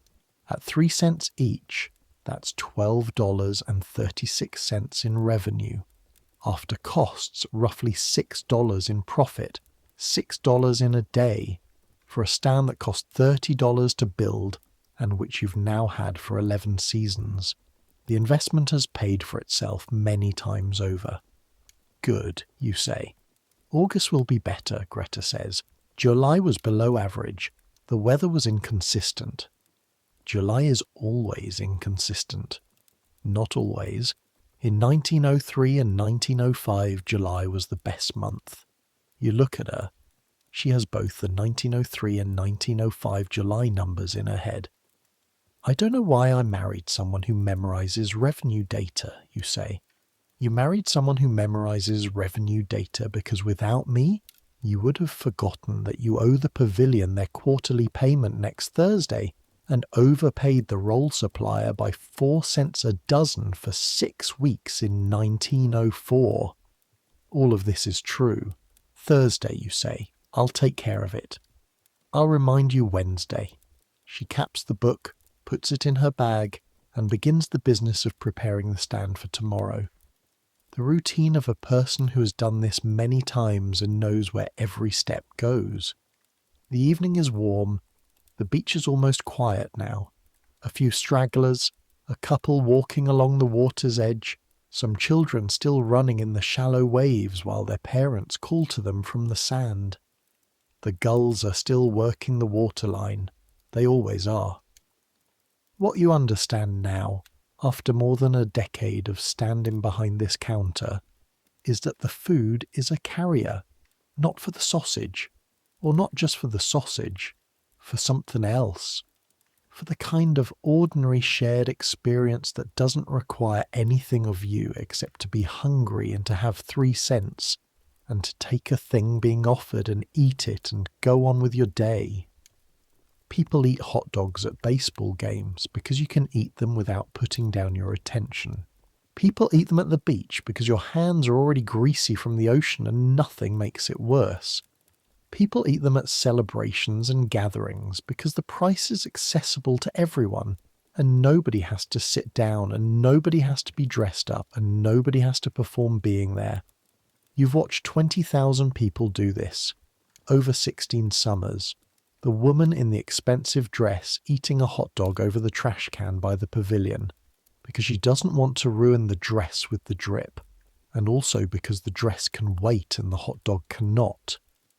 The father buying 4 because 3 children plus himself is an obvious number, and the hot dog is the food that makes 4 people happy in 4 transactions. The man who comes alone every Tuesday, which you assume is his day off, and buys 1 hot dog and eats it standing up watching the ocean and then leaves. What does he think about while he's eating it? You'll never know. But every Tuesday he's there, and every Tuesday he eats the hot dog, and every Tuesday it seems to do whatever it is he comes for. The children, always the children, for whom a hot dog is not a symbol or a concept, but simply a hot good thing that tastes like summer. It's a frankfurter. 423 years of craft, from the butcher whose name nobody recorded in Frankfurt in 1484, to the German immigrants who carried the recipe across an ocean, to the beaches and ballparks of a country that renamed it, and claimed it, and made it theirs. And also it's a hot dog. Both things are true. You have learned that both things can be true at the same time, and that the tension between them is not a problem to be solved, but a condition of living in this particular century in this particular place. On quiet evenings, when the stand is closed and the work is done, you sometimes sit behind the serving window and watch the last light leave the beach. The sounds of the day fade into the sounds of evening, the ocean, the gulls. Somewhere a carousel that stays on a little late. Tonight you're thinking about the years, not in a sad way, just the count of them. The boy from Hamburg who arrived in October with $9 American and a letter, and stood in a crowd of other people who also had $9 and a letter, and looked up at a city that seemed too large to ever be navigable. He learned to navigate it. He learned which street not to take at 4 a.m. He learned the weight of a full brine barrel, and the feeling of 60 pounds of water, and the specific ache in the arms that comes from pushing that barrel over cobblestones on a June morning before the sun is fully up. He learned which end of the tongs to hold. He learned that 30 degrees is the right angle for the roll. He learned that the pepper at the back of the throat is what makes the brine alive. He learned that the sausage is a frankfurter and a hot dog, and 400 years of craft and 3 cents and a paper napkin, and 6 seconds of someone's attention, and all of these things at once. He became this man who stands in the stand that has his name on it. Tomorrow there will be more customers, more sausages to lift from the barrel, more rolls to grip at 30 degrees, more mustard applied with 1 draw of the knife, more 3-cent transactions that add up over the course of a day to something that pays the permit and the sausage cost and the roll cost and the rest. The same as today, the same as all the days stretching out behind and ahead. But tonight you're just tired. The stand is quiet. The brine barrel is sealed. The stove is out. The sign, Browers in deep red, chosen by a woman who understood what colour means, is facing the empty beach. You close your eyes. The ocean breathes. The hot dog stands are empty all along the beach now. The brine has gone cool. Tomorrow it will be hot again, but not tonight. Tonight everything rests. Let the sounds go quiet. The ocean breathes, low and even. The frequency of something that has been doing this for a very long time and intends to keep doing it. Let the day go. The 412 sausages. Each one the same. Tongs, roll, groove, mustard, paper, hand. And each one also somehow different because each one went to a different person. The woman who comes alone on Tuesdays. the grandfather speaking German, the children who came back this summer with children of their own, each one 3 seconds of attention, complete, then the next one, underneath all of it, below the specific count and the specific conversations and the smell of the brine and the heat of the stove and the weight of the tongs. Below all of that, just this. You came here with nothing, and you made something. That is the whole story. Everyone who came here made this same trade. Leave what you had. Arrive with nothing. Make something from the nothing. The hot dog is what that trade produces when it's food. A craft from one country, a hunger from another country, and a name that belongs to both of them now and neither of them entirely. You're warm enough, fed enough, safe enough. That is enough. That is more than enough. Let the sounds go. The ocean breathes. The ocean breathes. The gulls are somewhere out there in the dark, still doing what gulls do, which is mostly just be gulls. The last pavilion lights have gone off. The beach is the darkest it gets, which in summer is not fully dark. The sky holds a little light even late, the water catches it. Your body is heavy, the kind of heavy that comes from a day that was used. Your back, your hands. Your right hand in particular, which has been making the same movement since 9:30 this morning, and which is warm in a way that isn't quite pain and isn't quite comfort, but lives somewhere between them. You should sleep. Centuries will pass. The stand will go eventually. The beach will change. The great hotels will be replaced by apartment buildings, the amusements by more elaborate amusements. The iron tower that stood 250 feet above the island will be disassembled in 1911, its steel sold for scrap. The Elephant Hotel will burn down. Feltman's will close, then reopen, then close again for the last time. Nathan Handworker, a young man who worked for Feltman's and who will one day open his own stand at 5 cents, and who will become eventually Nathan's famous, will still be there long after everything else has changed. 100 years later, Nathan's will still be on Coney Island. The ocean will still be there, and the hot dog, 20 billion a year.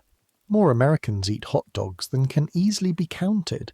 At baseball stadiums where the game hasn't changed much since 1897, at county fairs, at cookouts in backyards where children run in the grass and the smell of charcoal rises into a summer evening. In 1939, a president of the United States will serve hot dogs to the King of England at a picnic, and the newspapers will note this as something both amusing and significant. This is what America eats, even at the highest levels. The immigrant food, the street food, the 3-cent beach food, placed in front of royalty by a democratically elected leader as a statement about what kind of country this is. The same sausage. Ground pork, spiced, smoked. The same roll. The same mustard, or 100 different versions of the same mustard. The same 30-degree angle. The same 3 seconds of someone's attention. People will still look at it and laugh about not knowing what's inside it and eat it anyway. They will still eat it at the game in the 7th inning, when the score is tied and the air is warm and there's nowhere else they'd rather be. They will still eat it on the beach, standing up in wet bathing suits, while the ocean makes its eternal sound behind them. Some things don't change. The hunger doesn't change. The pleasure of a simple thing made well and sold for what it's worth. The pleasure of something you can hold in your hand while the world keeps going. So let it come now. Let sleep take you the way it took the boy from Hamburg on his first night on Delancey Street, when the city was still too loud and too large, and the smell in the room was still too new. And somehow he slept anyway, because the body insists on rest even when the mind isn't ready. Let the world fade. Let the noise quiet. Let the tongs stay where they are, the barrel sealed, the mustard jar capped, the stand with your name on it facing the dark beach. All of it can wait until morning. The ocean breathes. The ocean breathes. The ocean breathes. Good night. There is a man at Coney Island everyone calls the Professor, though he doesn't seem to have a name other than that. He has a stand about 200 yards from Ernst's, and he doesn't sell food. He sells information, not in a mysterious way, practically. The Professor has, over many summers, accumulated a comprehensive knowledge of which beaches are less crowded on which days, which attractions give the best return on their admission price, which vendors are selling inferior product and should be avoided, and which hotels have the best rate on day passes to their bathing facilities. He sells this knowledge for 1 cent, verbally, from a small folding chair with a sign that says, "Ask me anything, 1 cent." This business model sounds insane. It seems to work. You talk to him one Wednesday afternoon when the beach is quiet. He's around 50, with a white beard and glasses and the manner of a man who has genuinely thought very carefully about every question you might ask. The sausage cart, he says, when you tell him what you do. Keller's cart. You're the German boy. I'm from Hamburg, you say. My boss is from Stuttgart. Same country. Different cities. He concedes this with a small gesture. Good operation, he says. Keller runs a clean cart. That matters more than people think. The ones who end up in trouble with the sanitation inspectors, he shakes his head. They cut corners on the water. They let the brine go too long without changing it. They don't wash the tongs properly. You get sick people. You get inspectors. You get closed down. You file this away. Ernst is meticulous about the brine water and the cleaning. And now you understand this as not just habit but strategy. The future of this business, the Professor says, unprompted. He's the kind of man who talks as if continuing a conversation that's been going on for some time is not here.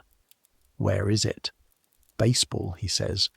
Sports venues in general, but baseball specifically. The working man's game. Same customer as Coney Island, but you go to them instead of waiting for them to come to you, and they sit still, which is better than this. He gestures at the beach. They sit still, they watch the game, they get hungry, and they can't leave to find food. You take the food to them. Has anyone tried this? A man named Stephen sells food at the polo grounds, mostly programs and such, but he's been experimenting with food. I'd watch what Stevens does. You'd never heard of Harry Stevens, but you remember the name. The Professor charges you 1 cent for this conversation. You pay it without argument. It is the most valuable cent you spend all summer. Coney Island has a texture that changes across the width of the beach, and you learn this texture the way you learn the streets of a new city, by walking it repeatedly until the patterns become visible. The Western hotels, Manhattan Beach, the Oriental, are separated from the main amusement district by more than distance. There is a quality of quietness to the western end, a kind of managed calm that the security men maintain with the polite firmness of people whose job is to ensure that money doesn't have to share space with anything that makes it uncomfortable. You've been to the edge of that area once, just to look. The beach there is wider somehow, though the sand is the same sand. The umbrellas are arranged in rows with military regularity. The bathing costumes are more elaborate and somehow better maintained than anyone's bathing costume should be after time in salt water. The vendors, if there are any, are invisible, tucked inside structures rather than in the open air where their smells might drift toward the hotel guests. The prices are different here. You've heard of a hotel luncheon at Manhattan Beach that costs $2.50 per person. $2.50. That is what you earn in a week. You do not think about this with bitterness exactly, more with the specific vertigo of a person who is standing on one side of a distance so vast that being angry about it would require more energy than it's worth. The wealthy people at Manhattan Beach are in a different country that happens to be on the same beach. Your country is the Eastern End. Your country is the family with the arguing grandmother. The boy who came to the cart with 2 cents and had to fish out a third.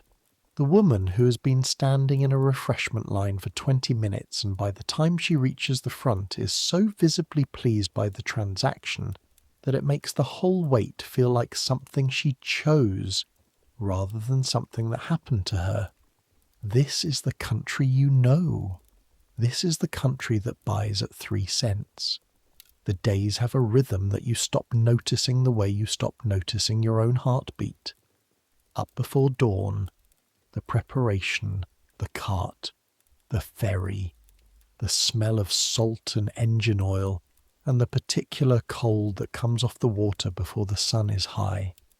The beach in the morning still quiet enough to be beautiful. The build-up, the rush, the Hauptsturm, the ebb, the ache of standing all day in a space that requires constant alertness even when the demands of the moment are small. This is the specific tiredness of service work, not the tiredness of exhausted muscles alone, but the tiredness of continuous attention, of tracking who is next in line and whether they know what they want and whether they're going to pay with small coins that need to be counted, or one large coin that needs to be changed, and whether the brine barrel needs topping up, and whether the charcoal is still hot enough, and whether the rolls in the box are staying dry. All of this happening simultaneously, continuously, for 10 hours. By the end of a Saturday, your mind has a quality of pleasant emptiness that is different from sleep but related to it. The thoughts that normally crowd and jostle for space have all been used up in the work, and what remains is a kind of clean quiet that makes the ferry ride back feel almost luxurious.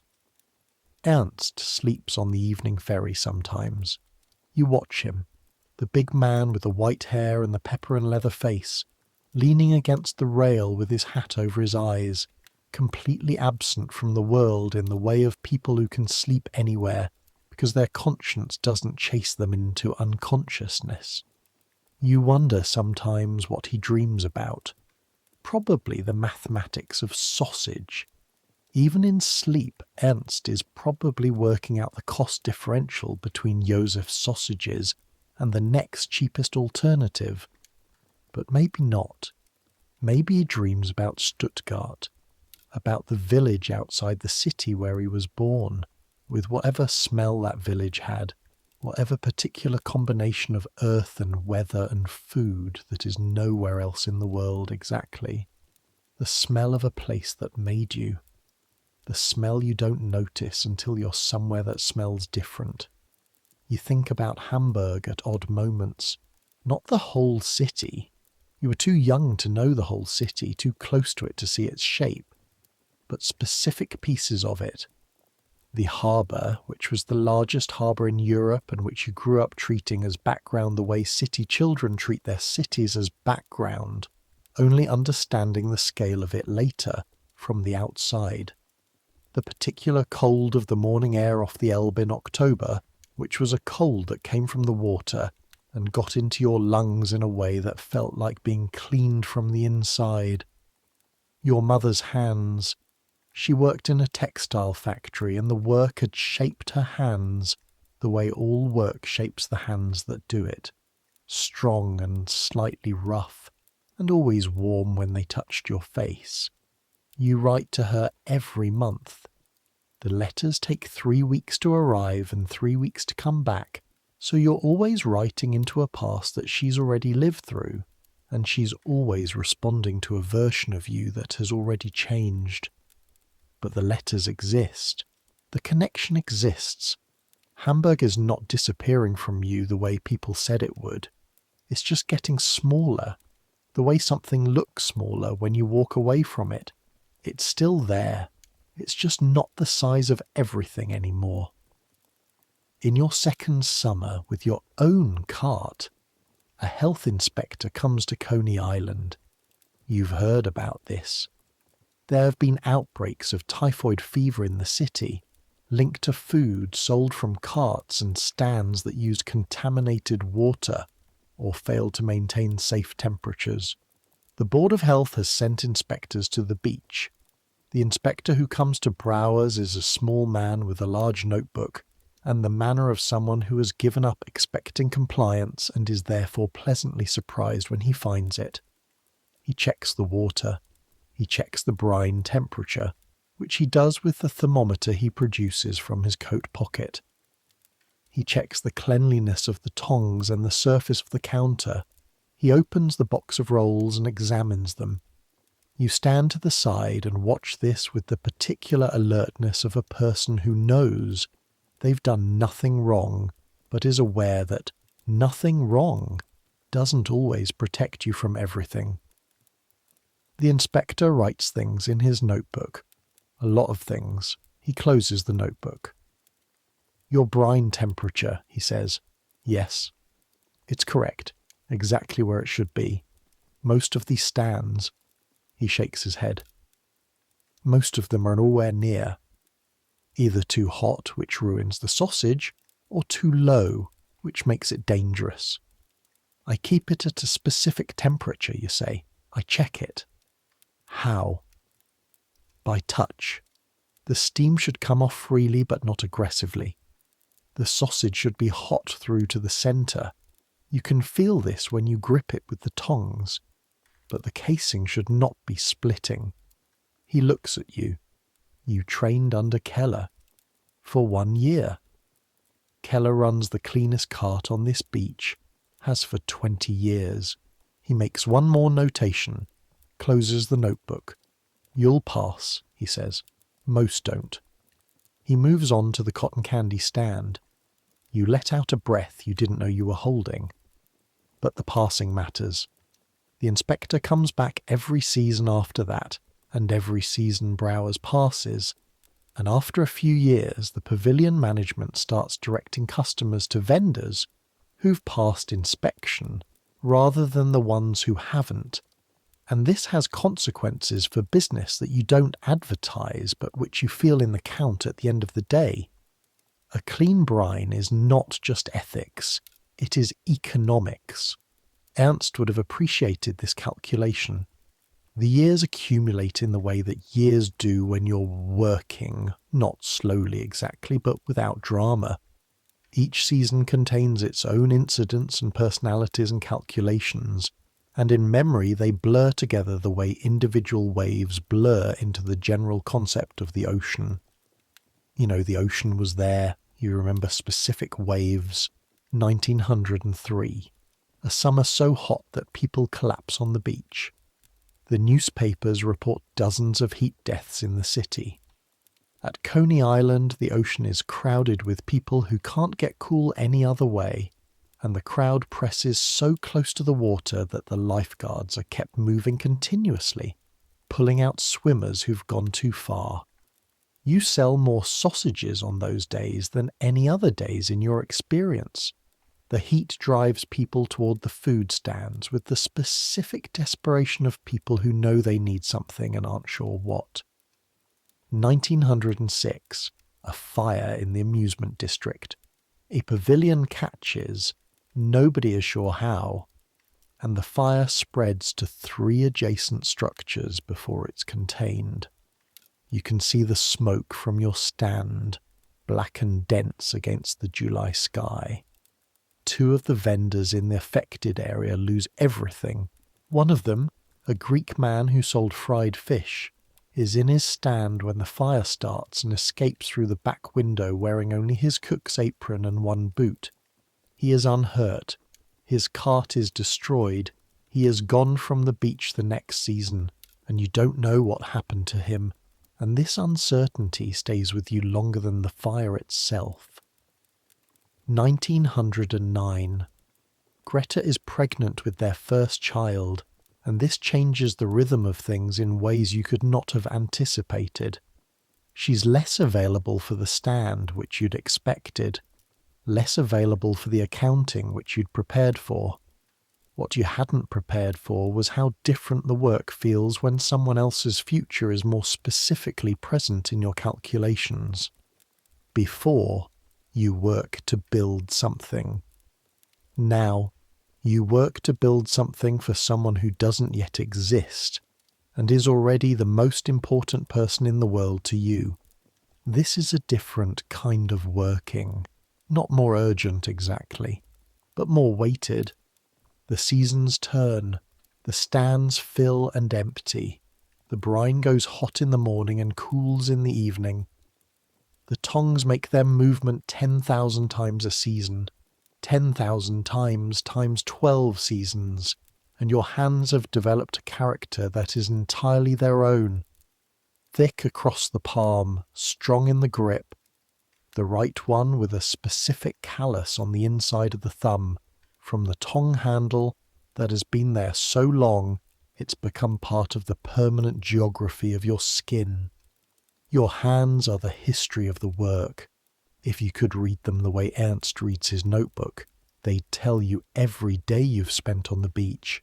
The stands become known, not famous, not Feltman's famous, not famous in the way that means strangers in other cities have heard of you, famous in the smaller and more durable way, known to the people who come to this beach, who come specifically because of what they know is here.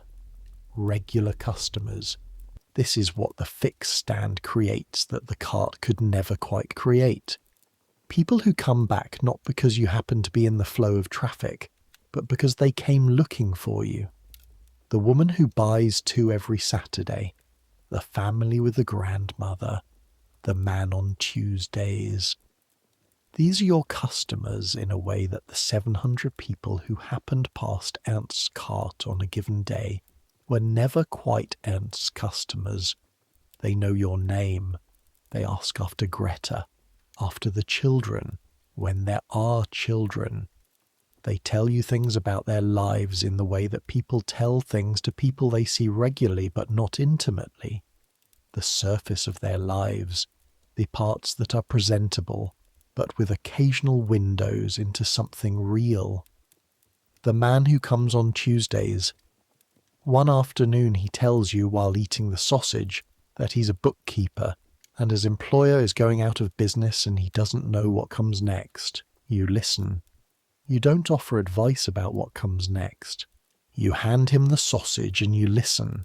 He comes back the next Tuesday, and the next. Whatever came next, apparently it was manageable. That's all you know. That's all you need to know. You are not their confidant. You are the person who makes the thing that they need when they need it. And you are there consistently. And the consistency is part of what you make. Maybe the most important part. There is a night in late August, no particular year, when you stay at the stand later than usual because the evening is beautiful and there's nowhere else to be. Greta has taken the children back to Brooklyn on the afternoon ferry. The stand is closed. You're sitting on the step of the back door, which faces away from the beach and toward the alley that runs behind the pavilion where it's quieter. The sounds from the beach come over the pavilion roof. The distant murmur of water, a few voices, the last of the carousel music finally stopping. The sky over the Atlantic is doing something remarkable. The stars are coming out in a sequence that's too fast to track individually, each one appearing as if it's been waiting just behind the edge of visibility, and now that the sky's dark enough, they're permitted to show. There are more of them than the city sky ever lets you see. You were 17 when you arrived on Delancey Street, and the city sky showed you 3 stars and a moon. You thought this was all the sky had. Here you know better. You think about Ernst, about Stuttgart, which you've never been to and where he presumably now goes to church and tends a garden and tells his nephews stories about the summers on the beach. You hope the nephews listen. You hope he tells them the one about the first storm and about the mathematics of 4 cents and about the boy from Hamburg who needed to be told to add more pepper. You think about the woman from the West Village who said hot dogs democratize things. You think about the grandfather from Bay Ridge who asks every summer whether these are proper sausages, and you tell him they are, and both of you mean the same thing and different things when you say it. You think about the boy.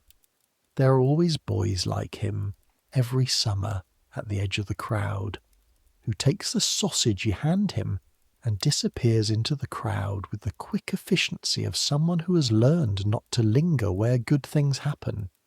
You think about Frankfurt in 1484 and the butcher whose name nobody wrote down and the thing he made that travelled 400 years in an ocean to end up in a paper wrapper on this beach. History is mostly the stories of people whose names we know. Kings and generals and inventors who went on record. But under those stories, parallel and continuous, are the stories of people who made things without being recorded making them, who perfected techniques that are now so obvious we don't know they were ever discovered, who handed knowledge from hand to hand, generation to generation, across distances and centuries, so that the thing they made could arrive here, now, on this beach, smelling like garlic and smoke and salt and summer. The man in Frankfurt in 1484 didn't know he was making an American thing. He was making a sausage. He was making what he knew how to make for the people who wanted it, for the price they could pay. That's all it ever is. The stars are properly out now. The beach is quiet. You should go find the last ferry. But for a moment, just a moment, you sit on the step of the stand with your name on it, in the dark, listening to the ocean that doesn't stop. The autumn of 1920 is different from the autumn of 1897, and the difference is not what you would have predicted when you were 17. The city is bigger. This you expected. The buildings are taller, the streets more crowded, the noise more sustained. The subway that was being dug under the streets when you arrived is now a system that carries 2 million people a day. 2 million. In a city of 5.5 million, nearly half the entire population moving underground every day, in cars that run on electricity, in tunnels that go places that would have required 40 minutes by elevated railway in 1897. The food has changed. Not the hot dog. The hot dog is stable. The hot dog is foundational. The hot dog is the thing that other foods measure themselves against in terms of price and portability. But around it, the city eats differently. The delicatessen has proliferated. There are restaurants that serve food from places whose names were barely known in America 20 years ago. The neighbourhoods have shifted. Some of the German neighbourhoods are less German. Some of the Italian neighbourhoods more established. Some blocks have been remade by new arrivals from places that send different people than the last wave. The beach is different. The amusement parks have gotten more elaborate and some have gotten safer, which are related facts. The steeplechase park that opened in 1897 is now a complete world unto itself with its famous mechanical horse racing and a collection of rides and attractions and its iconic facade with the enormous grinning face that has been watching people enter for 23 years. Luna Park opened in 1903, Dreamland in 1904, and though Dreamland burned in 1911, a fire so spectacular that the newspapers said the flames could be seen from Manhattan, which you believe, because you saw them from Brooklyn. What replaced it was different, but also full of people. The people on the beach dress differently. The bathing costumes of 1920 are not the bathing costumes of 1897, and the difference is not subtle. The formality has dropped. The coverage has decreased. People on the beach in 1920 are more obviously there to swim and less obviously there to promenade, which is either progress or loss of something, depending on who you ask. You ask no one. You observe the way you've always observed, from the side, from the service position, watching the flow move around the fixed point of the stand. What hasn't changed? The hunger. The beach air and the ocean smell and the physical work of swimming or walking or simply being outside all day. These things produce hunger as reliably as they ever did. The person who arrives at your window at 2 p.m. wanting a sausage is making the same essential movement that the same person made in 1897. The mechanics of appetite don't modernize. The hot dog in your hand and their hand is the same hot dog. Same sausage, same roll, same mustard. The price has gone from 3 cents to 4 and then to 5, moving with everything else as the century changes the value of its coins. But the thing itself, the same. This is the continuity you live inside, not dramatic continuity, not the continuity of monuments or dynasties, but the daily continuity of a craft that produces the same thing, well and reliably, for the people who come looking for it. Bras in 1920 is not the same wooden structure that went up in 1899. It's been rebuilt twice, expanded once, and repaired more times than the records accurately reflect. But it's in the same spot. It faces the same direction. The sign is in the same red, though it's the third sign, the previous 2 having gone through their natural life cycles of weather and fading and eventual replacement. And the brine recipe is the same, transferred now into a notebook that Greta keeps in a drawer in the back room of their apartment in Brooklyn, alongside the accounting books and the permit paperwork and a photograph taken in 1905 that shows you and Ernst standing beside the original cart, squinting into the sun, looking, you've always thought, like 2 people who've just been told to smile and are not entirely sure how. Ernst's hand is on the cart handle in the photograph. Your hand is at your side. You're both wearing the same expression of people who are more comfortable with work than with having their photograph taken. You look at this photograph sometimes. Not often, but sometimes. You don't know what became of Ernst after Stuttgart. You wrote twice and got no answer. His brother perhaps didn't know your address. Or perhaps Ernst, having retired, had also retired from correspondence. This was not, you thought, entirely unlike him. He lived. He was doing well. You believed this without evidence, the way you believe in the continued existence of the ocean on days when you can't see it. The world is in the middle of changes that make the changes of the 1890s look slow. The war that ended in 1918, the war in Europe, the war that killed millions of people in places that weren't so far from Hamburg and Stuttgart, has made being German in America complicated in ways that being German in America in 1897 was not.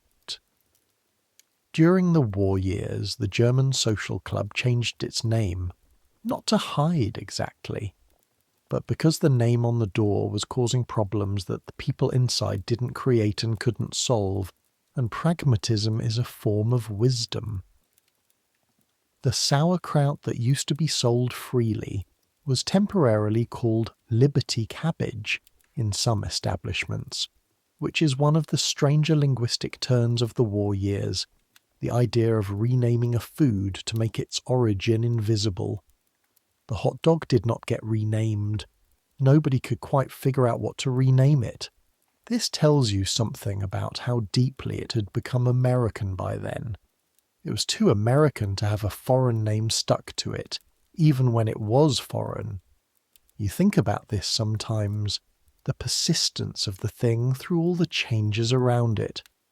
The sausage survived the war, the renaming, the complicated feelings about being German in a country that was fighting Germany.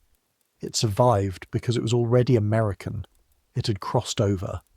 The food is still 3 cents. No, by 1920, 5 cents. But the same food. You still hold the roll at 30 degrees. You're not 17 anymore. You're 40 years old, and your hair has the first threads of white in it, and your right hand aches on cold mornings in a way it didn't 10 years ago. The callus on the inside of the thumb is thicker now, more established, an integral feature of the hand rather than something that arrived on it. The children who were born into the business, yours and Greta's 2 daughters and a son, have grown up knowing what a brine barrel smells like, what a count of sausages means, why you never let the charcoal run low. The eldest is 12 and has already started helping at the stand on summer weekends, and she's fast with the tongs in a way that makes you feel something you don't have a clean word for. Proud. But also something else. Something about continuity that you've been thinking about for years and still don't have the right language for. The recipe will go to her when the time comes. The caraway seed, and the particular ratio of garlic to salt, and the thing about the pepper at the back of the throat. From Aunt's hands to yours, and now eventually to hers. That's the transfer of knowledge across time in the most practical possible form. Not through books or schools or formal instruction, through hands and noses and the morning ritual of the brine, until the knowledge is so deep in the body that it doesn't need a book anymore. This is how most of human history has actually worked.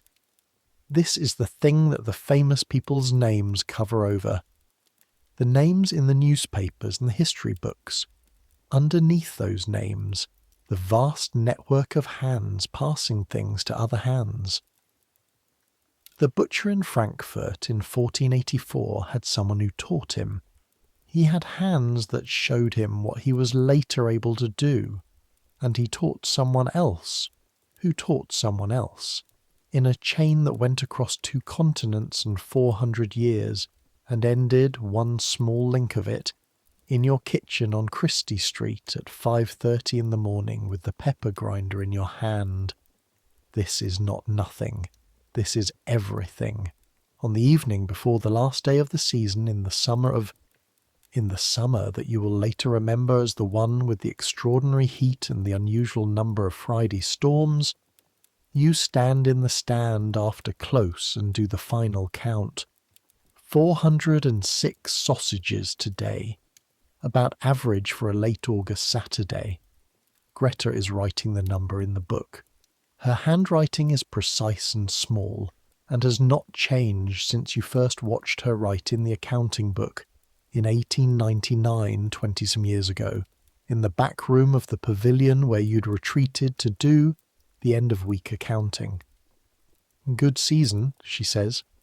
Compared to last year, she turns back a few pages, does something in her head that takes her about 4 seconds. Better by 8%. Revenue. Profit better by 11%. Because the sausage cost went down when Josef's nephew started the new wholesale arrangement.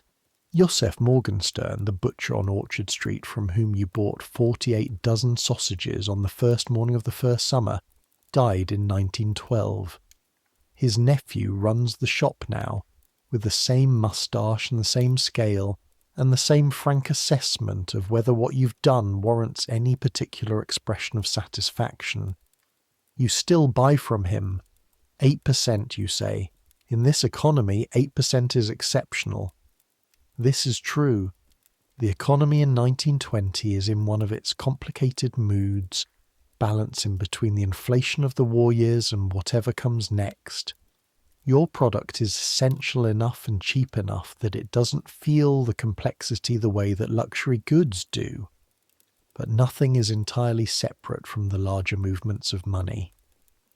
We should think about the stand, you say. The east wall has a problem. I know, I've been watching it. The roof joint. I wrote it down in October of last year. We'll need a carpenter before spring. You look at her. She's 41 years old, and her hair has more grey in it than rust now, and her face has the particular quality of a face that has spent many summers in open air, which is different from indoor aging, both more worn and more alive. She's writing something else in the book. What are you writing, you ask? The carpenter estimate. I asked Kowalski in June. He said $60 for the east wall and the roof joint together. You asked him in June. I thought we'd need it. I was right.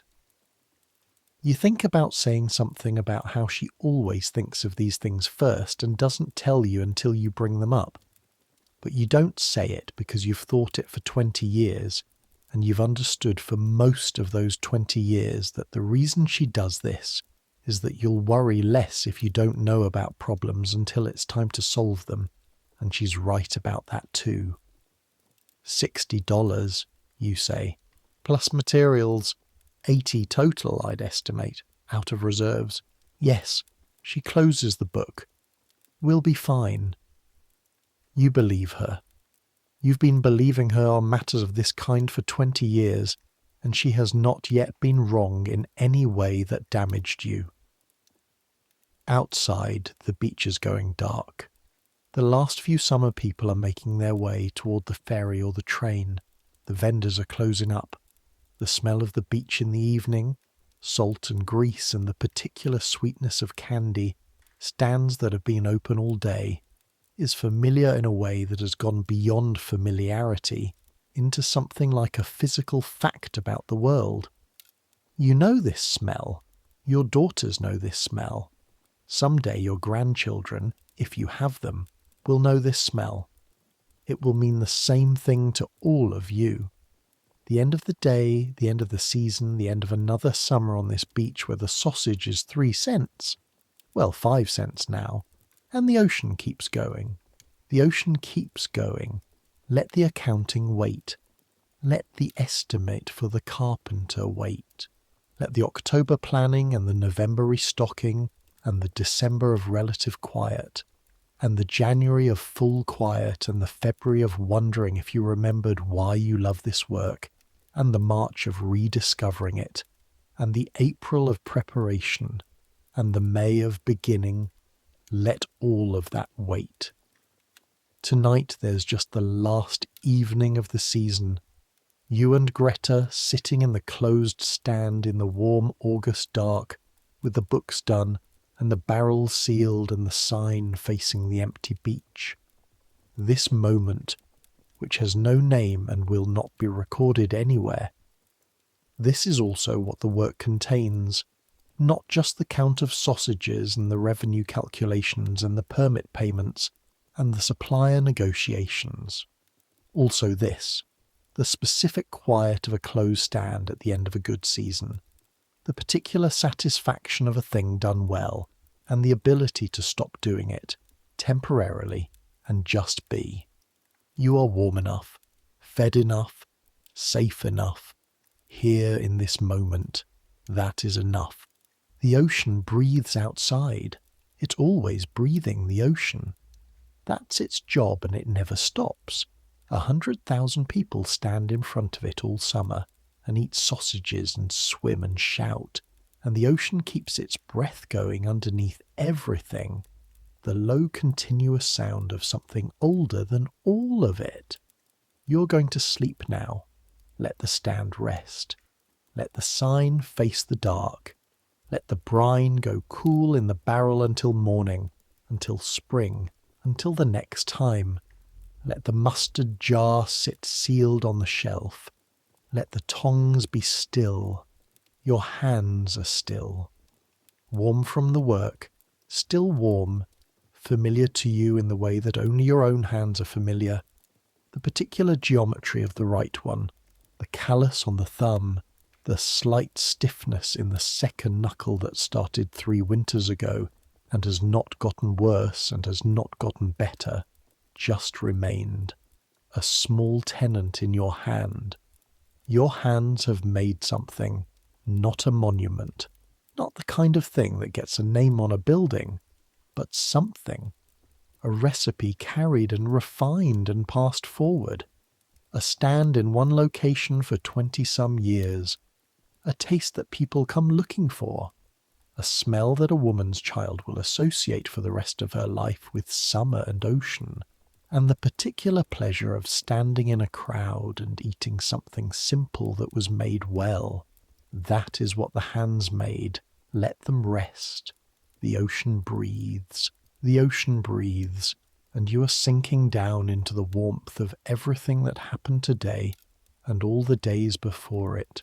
All the seasons, all the mornings before dawn on Delancey Street, with the smell of the building in your nose and the boots to tie and the cart to push and the brine to mix and the ferry to catch. All of it settling into something like ground. Solid. Real. You're here. You made it here.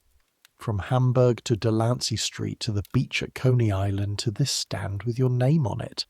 That journey was not guaranteed.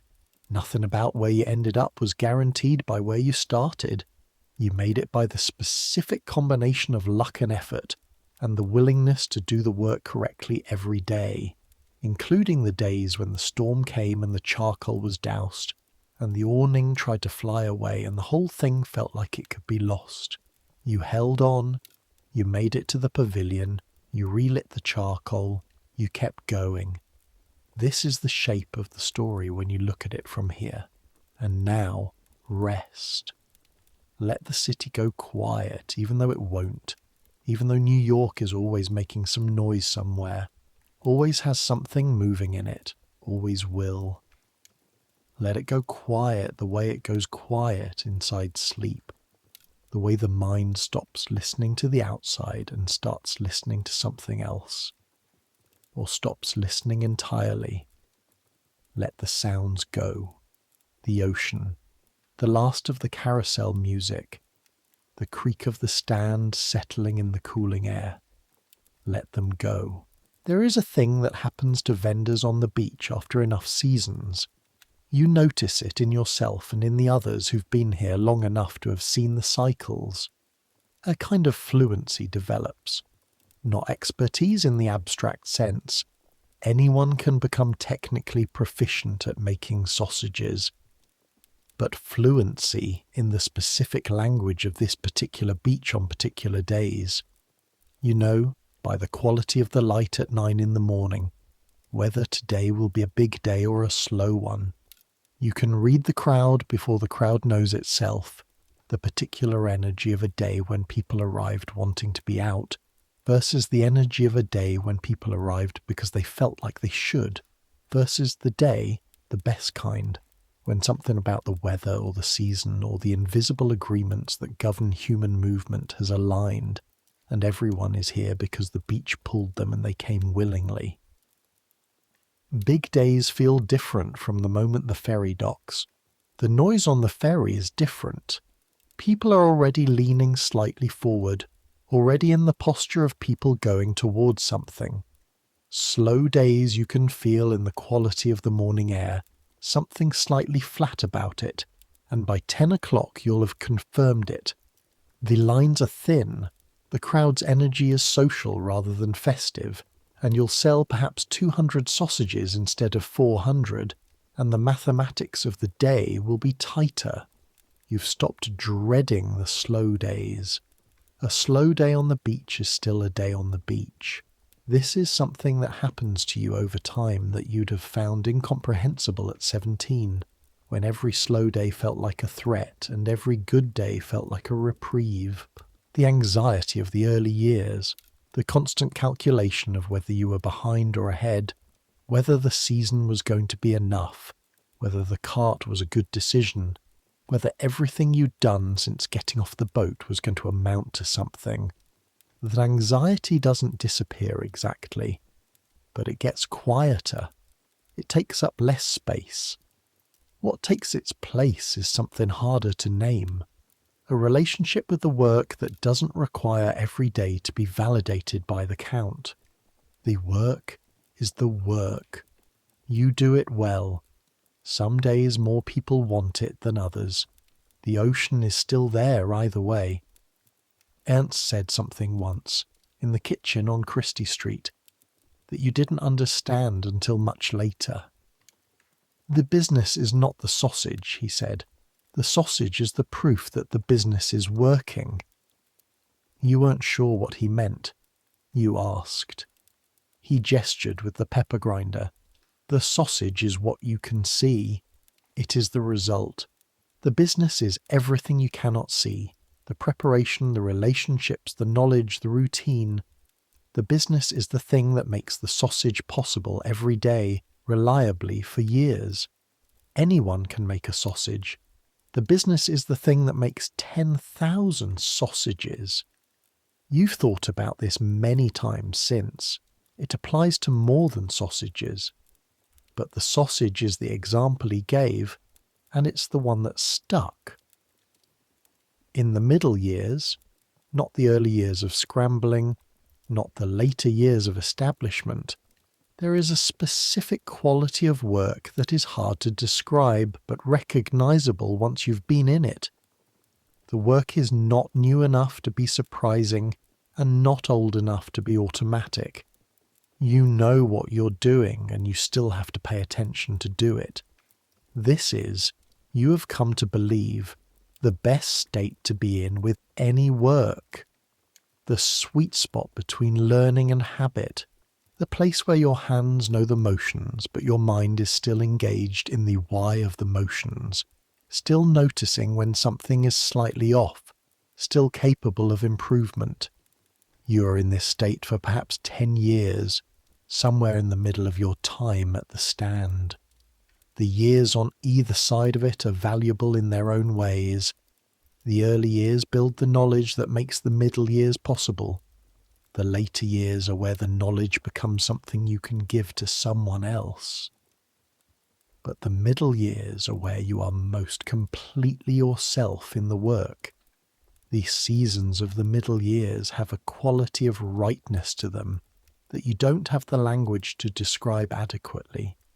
You are here, doing this, doing it well, and the world around you contains a hot dog stand on Coney Island that exists because you built it, and people come to it because the thing you make is worth coming for, and this is a fact about the world that has your name in it.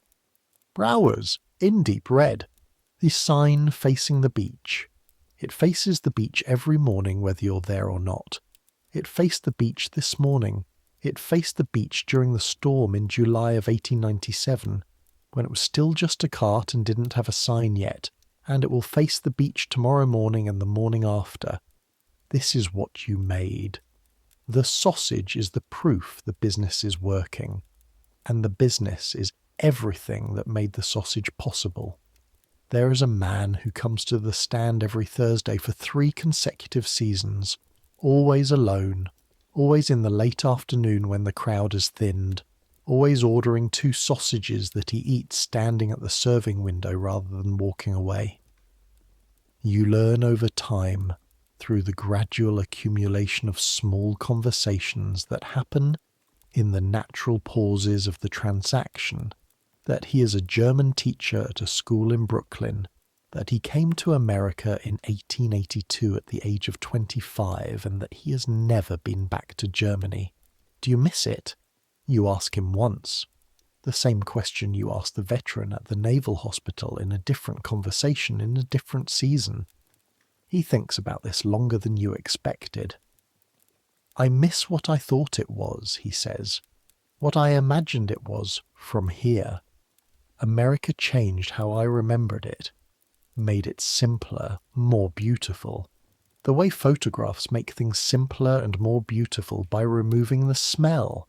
He eats his sausage. The real thing was more complicated, but the remembered thing is very beautiful, he finishes, crumples the paper. The sausage is good, he says. It tastes like Frankfurt. It's supposed to. Yes, but that's a complicated thing to say, isn't it? Frankfurt in 1882, or Frankfurt now. Frankfurt in the recipe, or Frankfurt in the memory. It's complicated. Maybe, you say, it tastes like what Frankfurt meant to taste like. He looks at you. Something moves in his face. That, he says, is exactly right. He pays his 6 cents and goes. You hold that sentence for a while, working the tongs for the next customer. What Frankfurt meant to taste like. What the sausage was aiming for, across 4 centuries of making and remaking, carrying and renaming. The intention that lives in the recipe, even when the recipe is far from where it started. Maybe that's what food carries when it travels. Not the exact memory of the place, the intended memory. The taste of what the place was trying to be. America tastes like that too, in its better moments, what it was trying to be. In the evenings at home in Brooklyn, after the children are in bed, and the accounting is done and the day is genuinely over, you and Greta sometimes sit in the kitchen for an hour with nothing to do. This is a relatively recent development. For most of your working life, there has been something to do in every available hour. The business always had needs. The children always had needs. The apartment always had something that was not quite right and required attention. But lately, in the later years, there are evenings with an hour in them that belongs to no particular task. You sit with coffee. You talk, or you don't talk. Outside, Brooklyn does what Brooklyn does.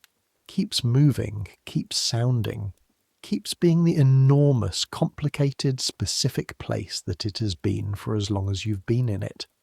Sometimes you talk about the stand. Not the accounting, that's done. But the larger shape of the thing. What's working and what needs adjustment. Whether the recipe needs anything. The caraway, Greta says one evening. One of the daughters at the school told me she could taste something different in our sausages. She said it made them taste more interesting. Interesting is good. She used the word unexpected. That might not be good, Greta considers. She kept eating it. That is good. The caraway seed that you found in Gruber's deli in the winter of 1897, that you added to the brine on a Sunday morning in Mrs. Hoffman's kitchen, that has been in the recipe ever since. It has become invisible, the way all the right ingredients become invisible. It's not what you notice about the sausage, it's part of why you keep eating it. This is the ideal state for an ingredient. Present but not conspicuous, doing its work without announcing itself. People are like this too sometimes. The ones who do the most work are not always the ones who announce it. The butcher in Frankfurt in 1484 didn't announce it. Nobody wrote his name down. He made a thing, and the thing travelled 400 years and an ocean, and became something that 20 billion people a year put in their mouths. You don't know his name. You know his sausage. Maybe that's enough. Maybe that's more than enough. Most people leave less. The year the children are old enough to run the stand without you on a slow weekday, you take a Tuesday in August and do something you haven't done in years. You go to the beach as a visitor, not to work, not to check on anything. You leave the stand in your daughter's hands. She's 22 now, and faster with the tongs than you were at her age, and has opinions about the mustard supplier that are identical to the opinions you had 15 years ago, which is either progress or evidence of something genetic. And you walk down to the water. You take off your boots. You stand in the surf. The water is cold. The Atlantic in August is supposed to be warm, and it is, relatively. But your feet, after decades inside work boots, experience warm differently from how they experienced it when you were a boy. You stand there for a while. Around you, the beach, the crowd, the gulls, the particular sound that 1,000 people and an ocean make together. From here, from inside the beach rather than beside it, the whole thing looks different. You can see the stands along the back edge of the beach. Not Brouwer's from here, it's behind the pavilion, not directly visible, but the others, the cotton candy man, the fried clam operation, the lemonade cart that has been in roughly the same position since 1902 and which is run by a third generation of the same family, the grandfather having been the original operator, a fact that gives you a specific feeling of solidarity. From inside the crowd, the vendors are invisible. Not invisible.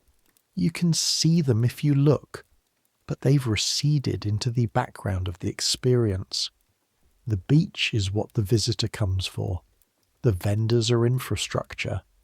They make the beach experience possible, and then they disappear into it. This is correct. This is how it should work. But from here, from inside the crowd, standing in the surf with your boots in your hand, you feel something that is both obvious and revelatory. You are on the other side today. You are one of the 100,000 instead of one of the dozen who serve them. The experience looks entirely different from here. The beach is enormous. The sky is enormous. The ocean goes on past the horizon into something that is not visible. A sausage vendor from here is a very small thing, and also, the sausage vendor is why you can eat a sausage at the beach. The vendor made this possible. Without the vendor, the beach is still beautiful, but you would have had to pack a lunch. Both of these things are true simultaneously. You are small and you are necessary. You stand in the water for about 10 minutes, then you put your boots back on and walk back to the stand. Your daughter sees you coming and reads your face. "Good?" she asks. "Good," you say. "You have sand in your boots. I know." She goes back to the customers. You take your place beside her and pick up the tongs. The afternoon rush is beginning. Centuries will pass. The stand will go. Everything goes. But the hot dog will remain. Not this stand, not this brine, not the recipe in Greta's notebook. But the thing itself, the frankfurter in the roll, the mustard, the steam, the paper, will remain in the world in its 20 billion yearly incarnations, recognizable to anyone who has ever seen one, reproducible anywhere in the world where you can get a sausage and a roll and something to make it hot. The beaches will change, the prices will change, the name has already changed, and will probably change again at some point, the way everything changes while remaining somehow the same thing underneath. The King of England will eat one at a picnic, and the newspapers will treat this as a statement about America. The children of people who came here with $9 will serve them at ballparks their grandparents could never have afforded to enter. The food will be on every menu in every sports venue, in every city in a country that didn't exist when the first sausage was made in Frankfurt and that now can't imagine itself without this food that it renamed and claimed and made its own. This is what you are part of. This specific, humble, greasy, wonderful, indefensible, entirely defensible thing. Some things don't change. The hunger doesn't change. The pleasure of something simple made well doesn't change. The small human transaction of one person making a thing and handing it to another person who needed it, that doesn't change. It's been going on since before 1484, and it'll go on after everything we know has been replaced by something we can't imagine. You are part of that. You are always part of that. So let sleep take you. Let it take you the way it takes the tired body at the end of a long season on a warm August night with the ocean outside and the stand closed and the accounts balanced and the barrels sealed. Deeply, completely. Let the weight of the day and the season and the years settle into the mattress and stay there. Let your hands stop working. Let your mind follow. Good night.